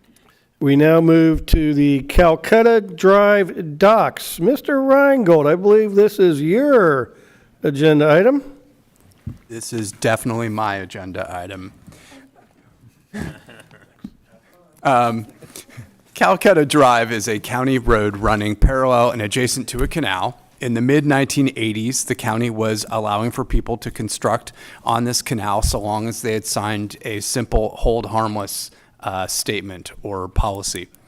Then in 1991, the county began to use a more formal process in which we were having folks sign formal license agreements as they built docks on the canal. So then moving forward to 1998, the board decided that instead of having these types of license agreements come to the board for approval, they were simply going to allow for transfers of these license agreements and executions of them approved administratively by staff. Fast forward to 2022, there are roughly 20 docks on Calcana Drive / Gulfview Drive. 17 of these have those license agreements as started by the board back in 1991. One actually has one of those interesting indemnification agreements. And then finally, there are actually 2 that were technically grandfathered in with no license, no fees, no insurance, but just built many, many years ago. There is a long list of folks who are on a waiting list trying to get and obtain some of these docks. However, per the license agreements, someone can sell their license agreement, their property, and then when they do so, the license agreement gets tick and tied with that. And that has been the policy of the county for over 30 years. I personally, as county attorney, do not support separating out the connection from the dock from the sale of a house, as I believe there are reasonable investment-backed expectations that have been or had by property owners who were buying knowing that they would, 1, get the dock associated with their property, but 2, also be able to sell their property with a dock associated with it. However, county attorney's office does recommend that we might want to increase the current annual fee of $100 that was set over 30 years ago, increasing that to $2,000 a year, and then add a transfer fee. The county attorney's office put $5,000 on that. The goal was twofold. 1, we were hoping that this would help with the county's costs in monitoring these docks in this program. Currently, right now, we get $1,700 a year from the 17 dock agreements. It's minimal amount of money relative to the amount of time and effort that is spent by county staff in monitoring these. And the second was that we were hoping that maybe with these transfer fees and with these annual license fees, that it might give someone a little bit of pause and thought before they transferred it to somebody else buying a property, hoping therefore to open up the ability for some of these docks to then go to folks who have been on the waiting list. Finally, I will note there are 3 docks that are actually in disrepair right now. I've reached out to the owners of those 3 in December. Since then, 2 of the owners have been emailing with me. They've been giving me updates. I've been asking for updates with them on how they've been doing. Some of them are moving forward with those improvements. Some have been struggling to get permits pulled in light of the current environment. A third owner I have not heard from at all. So I'd kind of like to seek direction from the board today as well on how you would like to see moving forward with these 3 properties. My suggestion might be that you give me a little bit more time to work with the 2 property owners who appear to be in communication with me, and then maybe you authorize me to bring back a consent agenda item in the near future, terminating the other dock, which I'm not getting a response from. Finally, I'll just state, the county attorney's office just recommends increasing the annual fee to $2,000 a year, including and adding a new $5,000 transfer fee, and then also recommend that as licenses turn over, in addition to adding the new fees and costs, that we update the license agreements to include removal provisions, 5-year inspection requirements, and then allowing for termination if there's unpermitted work on those properties. With that, I'm available for questions, and I believe there are folks here who may also want to speak on this item. Commissioners, any questions of Dylan? Commissioner Moss? How many people are on the waiting list, approximately? I believe it's 14 to 15. I've got the waiting list on. 14 to 15. And do you know what length of time people are on the waiting list? So I can tell you, actually, we had one person. There was a 4th dock that the county had taken ownership of a little bit ago, and we finally worked on getting that to a new person. But that person had been honestly on the waiting list since June 2002, and Mr. Jackson was finally able to get that dock in his possession. The oldest one now that I see on the waiting list goes back to 2005. Okay. And I'm sorry, how many people? You said there were almost 20? Or? I'm sorry, 14. 14, okay, 14 on the 13 or 14. And do you want to standardize it? I know you have it here broken out by grandfathered, indemnity certificate, and license agreement. Do you want them all to be the same? I mean, you want to leave it? Isn't it a little dangerous to leave it that way? I mean, legally. Well, so legally, what I think what's established this is at least the license agreements for the folks who had license agreements are all standard right now. What had happened was folks had built long before we'd even started the license agreement process, and thus they were kind of considered grandfathered just in the context of, let's say I built something on my property and then the county rezoned it or then started having requirements for it. Folks before that time period tend to get grandfathered in so long as they don't expand or modify their use to a greater extent. And then the other one was just an agreement that we've had with that one person that they were going to be able to use that hold harmless. Our goal would be is that we would bring these folks into the license agreements once either those terminate, once those, or once something has been violated or that they're no longer in compliance. I mean, considering that the county owns these docks, not the homeowner. So we didn't build the docks. What happened was, my understanding is through time, people kept coming forward and saying, hey, can I build a dock at this spot? So we own the road, and then we have the riparian rights associated with the road, but other folks were the ones who actually built the docks. All right. Well, who owns the docks? I mean, arguably it's on our property, so we've licensed that to somebody, but you have folks who essentially built a dock, for instance, grandfathered years ago, who put their time and effort into building a dock, and then either, if it's been more new, it was under license agreement. If not, it was just otherwise grandfathered in. But it's basically on our riparian rights. Thank you. So, Dylan, we do own one dock, though. Is that correct? The one that just came out of the license agreement and then went to because according to the license agreement, upon termination, the docks become property of the county. Yeah, and so in that case, what happened was when the property was in disrepair, the board made the direction to terminate it. We terminated it, and then we've now given it back out to somebody by license agreement. So right, and so that one dock is, I think, the one we can really legally say we own. And commissioners, my discussions with Dylan is that the docks that the county ends up owning, either through violations of the license agreement or failure for the buyer to sign a license agreement within 90 days, that any dock that reverts to the county ownership will then only be used to fulfill the waiting list for docks. And there will always be I call it a community dock that, so the one we just signed, that person can use that dock as long as they, keep update. But when they sell the house, there's no 90-day agreement for the buyer. So they sell the house, the rights of the dock go back to the county, and then that goes to the next person on the waiting list. And so an example of that would be so if the board would like me to move forward and bring back an agenda item in the near future, we've got the one property owner who hasn't been in communication with me about the disrepair of that dock. And so if the board's direction at that time was to terminate that, then that would be the county's dock. And then to Commissioner O'Brien's point, that would then go to the next person on the list, who I believe is... And the lucky winner is? Lucky winner is... Timpani. Susan Adams. Would be, not Susan Adams. It was Charles and Catherine Ship, I believe. And the concept that I heard from you, Commissioner O'Brien, is that they would get the right to do a license agreement. But if they sell their property or they, some sort of transfer happens, it goes back to the waiting list. They don't have the right to then tie that to their property. Yeah, their license agreement will not have the 90-day window for a buyer in it. Okay.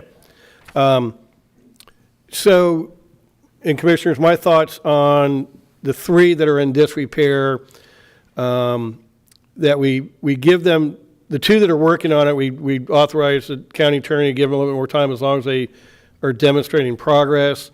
The third one that's been non-responsive, I'd say we give them 30 days and that's it. Going forward, I think we need to have a little flexibility, because say a hurricane comes and the docks get damaged, I don't think you can say, okay, you have 60 days to fix the dock, because it's like a roof repair after a hurricane. You can't say you have to have your roof fixed in 60 days because there's no roofers around, right? So same thing I think with dock repairs after a major thing like a hurricane or something. I think there needs to be a little bit more of an open window, but on an ongoing basis, if we find there's a dock in disrepair just because of neglect or something, that could certainly be like a 60 or 90-day window, and that's it, in my opinion. But I think a longer time period after a major storm event where there's countywide damage and finding a dock guy might be impossible for 6 or 9 months or something. So that would, Dylan, you kind of understand where my thoughts are on that? Yeah, and so what I see is right now is the concept would be county attorney's office continue to work with folks, the two of them. If they're continuing to make progress, that's great. Third person, give them 30 days, and if not, termination's going to happen. And then with regards to the license agreement, if the board's okay with adding the other county attorney's office recommended items, I could come up with a force majeure clause that gets added to the license agreement to address situations if everybody gets wiped out in a hurricane, then obviously 60 days is unruly for folks who are trying to get their stuff up and running. And let me know if I missed No, any points. and that's good. And then just general neglect, 60 days? Is that? Pardon? Currently it says 30. Okay, well. And then also, any motion would include the recommendation of the 2,000 annual license agreement fee and the 5,000 transfer fee. Okay? And I'm sorry, did you say something about if you sell the house, then the dock doesn't go with the house? Okay, so there's going to be kind of like two classifications of docks. I agree with that, by the way. Okay. But So one classification, which is the majority of them, the owners of the home have signed a license agreement with the county, and that license agreement says if they sell their house, the buyer has 90 days to sign a license agreement, and then that dock remains with the house. Okay? And that's, as Dylan explained, that's kind of like a vested value or a vested right of that homeowner because that dock has value. So when they sell the house, hey, you need, in 90 days, if you want the dock, you got to go to the county, sign the license agreement. The docks that fall under the county ownership, which is currently only one, will go to the people on the waiting list, and that license agreement will not have the 90-day window for the buyer. There will be no opportunity for the buyer to have a shot at that dock. So if that person sells the house, that dock reverts back to what I call the community docks, and then it goes to the next person on the waiting list. And eventually, I think over time, it'd be nice if we had 4 or 5 or 6 of these docks that the county owned or in what I call the community that go to the waiting list over time. It's not going to happen overnight, but I think over time, it'll have more docks available for the waiting list. And if I can clarify about so the one to Mr. Jackson already entered into a license agreement. So they've signed that and done the old license agreement. The old license agreement. Okay. What I envisioned though is for the one property owner that if they don't respond to me and still are out of communication for the next 30 days, that'll be the first one that would fall under the new rule, which is it doesn't get tied to the property. Okay. All right. Mr. Chairman. Mr. Vice Chair. Dylan, how do we, docks in disrepair, Rich and company go out and inspect it, docks in disrepair, are we doing that through a code enforcement process, or are we just doing that through your office and Public Works? So what's happened in the past is we've received like complaints from neighbors, and then we Andy's group had in the past done a really nice report back in September last year, and they went through and they just itemized which ones were in good shape and looked good and identified which ones were in disrepair and were not doing good. So I want to thank Andy's group, did a really nice job in just going out there and monitoring them. Okay, so code enforcement is handling it. It's not just engineering or Public Works. And there are other obligations under these license agreements. I mean, we've got annual certificates of insurance, we've got the license fee, we've got to keep them, the docks up and running okay. I mean, so there's just a lot of different things that have been troubling and difficult for our office and for code enforcement office to stay on top of something, which otherwise is a benefit to folks that the county doesn't really need to offer. Well, to me, if somebody's doing something without a permit, or somebody letting the dock get in disrepair, that ought to all of a sudden just, with code enforcement saying this dock's in disrepair, or they've done unauthorized work, that ought to kick in something for me to say, look, that's a violation. You got the 30 or 60 days to correct it. If not, then it becomes a county's dock again. So I don't have a lot of mercy for somebody that's not going to keep their dock in proper repair, or do unauthorized whatever they do. Commissioner, I'm totally in support of that. So is that something we need to include? Yeah, it's in there. Or is that clear? Well, that was actually part of it, because one of the ideas that the county attorney's office, well, actually, I won't even say the county attorney's office, one of the ideas that Public Works came up with was termination for unauthorized work, the ability to remove, if necessary. So those were some of the ideas that Public Works came up with that was great in terms of additional enforcement mechanisms. That answered my question. Okay. So Dylan, just to recap real briefly, you're going to keep working with the two that are responding. The non-responsive will give 30 days notice and then terminate. Going forward, we will amend the license agreement that if they're in non-compliance from neglect, they have 60 days to come into compliance, or we terminate.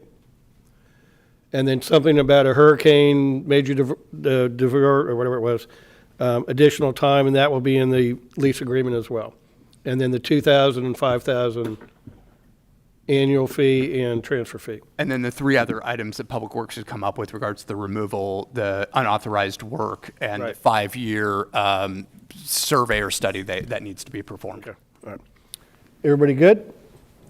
All right. Does anybody want to make a motion to that effect? And we'll hear.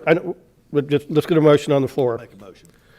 All right. We have a motion from Vice Chair Ehrman, second by Commissioner Fleshman I'm sorry, my apologies.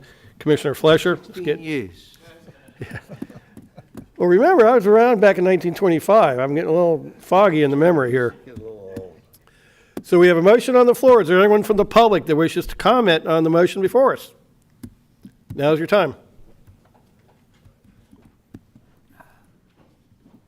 It's like to tell the truth. You guys are like the only two people of the public left, so better. There's two podiums, too. Yeah. Your name and address, please. Yep. Ryan Bass, 3031 Gulfview Drive. Thank you guys for addressing this. There's several dilapidated docks that are falling into the water, and a lot of the neighborhood has been very concerned because it's a big kid neighborhood. Joe's spent the time to go over there and take a look. It's embarrassing, quite frankly. And you have one where there's an electric box in the water where kids may climb on those docks to go fishing, et cetera, et cetera. It's a kid neighborhood, so I appreciate you finally addressing this.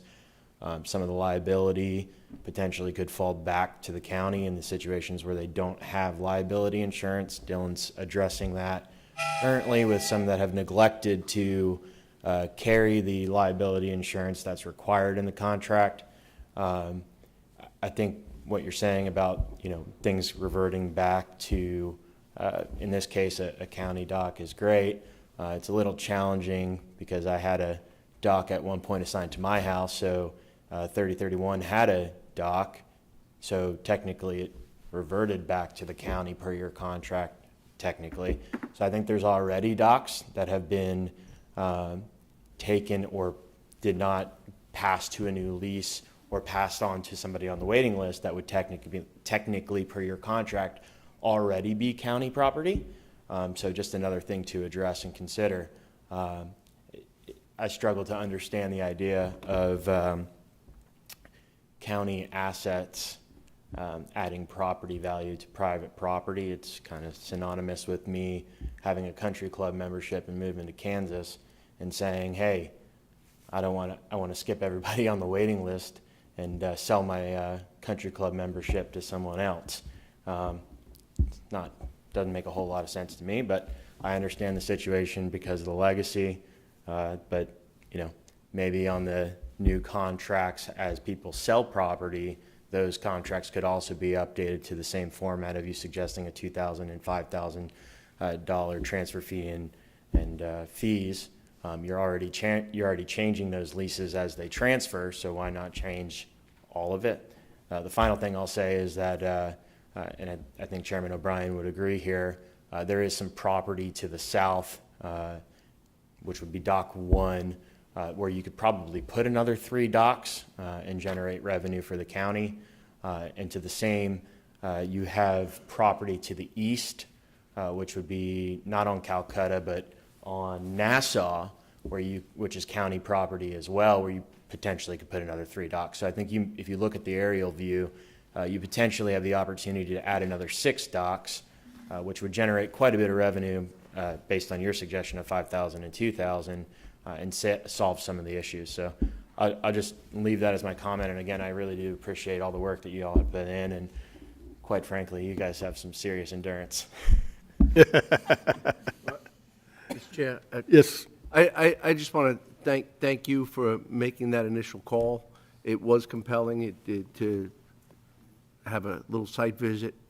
For the remainder of the board, I want to let them know I believe that there's more than 3 that are in question. This was the whole dock scenario was a great idea early on, many years ago, in a very distant past. But I believe that it has become a very lucrative real estate pin for individuals who have a little bit of skin in the game, and not enough opportunity for individuals to actually have a boat to be able to go out there, even if they don't fish, just to be out on a dock and have the ability to have use of that dock. I believe the new fees are going to be very clear on directing folks on what they should be doing when they're navigating their real estate contract with the people's riparian rights. And I believe it has been duly addressed by our council. So thank you. Okay, thank you. Is there anyone else that wishes to speak? Yes, sir. Name and address. My name is Bo Nestor. I live at 3035 Gulfview. And I only have one question. You said the lease going up to about 2,000, then 5,000, 5,500. What is that based on, those numbers? I mean, what do we get back? Or what are you guys going to pretty much do with all that money? Because as of now, nothing's been done over the years. Nothing. Yeah, and Dylan or Rich can answer this, but I think it's more because like you said, we're only getting 1,700. It's hard to have staff devoted to going out there and doing all that on $1,700. So I think part of it is to be able to afford to have staff to go out there. And you're correct. We probably have been very slack on following up on those things, and you're quite right. So hopefully the added revenue will allow us to have the manpower to go out and keep a much tighter watch on things and make sure everybody is in compliance and not let it to have kind of deteriorated like it is now. Okay. And I was just going to add, actually, Bill DeBraw in my office did some really nice research really quickly one late afternoon, early evening, and he was just kind of doing some of the marina rent slips. And I know it's apples to oranges in terms of what you get at a marina versus what you get at your own personal dock.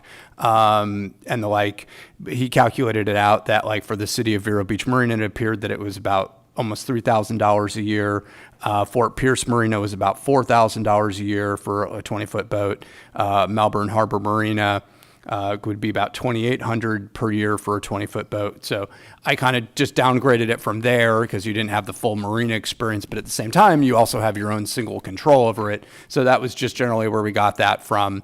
And then, $5,000 transfer fee. We were just kicking around ideas and numbers in terms of something that just made sense to try to really support this program that has been monitored by the county on a shoestring. And I think the market will answer it. If nobody wants to take us up on these 2,000s, then I'm perfectly happy for all the docks to go away over time. Okay. Yeah, I'm hoping that this also has a monetary effect, just like our administrator said, but somebody that buys a house may not want to pay the 5,000. They don't have a boat. Yeah, but how about the people now that have a dock and are paying the $100? Yeah. Are they just going to go up to $2,000 next year? So to Mr. Nestor's point, this would happen as lease agreements transfer and come on in. So if someone signed a new license agreement, we would insert the new dollar amount, which I think would be reasonable after 30 years of $100 to increase a new amount. No incentive. Can't complain on that one. So Yes, if you currently have a license agreement with us, you'll keep paying the $100. Yeah, And so- I'm number 2 on the list. Oh, okay. Well, then you should want us to implement the 2,000 right away. I'll pay you right now if you can get me a dog. I'll try. Let's see if I got it. Oh, no cash. Yeah, so it's part of a process. It's not going to happen overnight, but it's moving in the right I direction. mean, I've been there for 10 years and been on the list for 10 years. And it's been bugging me that like year after year, nothing's been done. And then one dog falls apart, the next one. And there are so many kids in the neighborhood. It all takes just one accident. Right. And we are working to get those dogs in compliance now. Responsibility needs to kind of stay on top of it and make sure that if they don't take care of the dogs, it goes to the next one on the list. Right. Yeah, if we terminate, it comes to the county, it goes to the waiting list. Sounds like a plan. Okay. All right, well, thank you so much. Thank you. One point of clarity. So this is as you're going, so if someone someone enters into a new lease because they sold a property, they have 90 days to enter into that new lease. You're suggesting that there's going to be a $5,000 transfer fee for that 90-day, call it option to take over that lease, and then a $2,000 go-forward fee versus $100.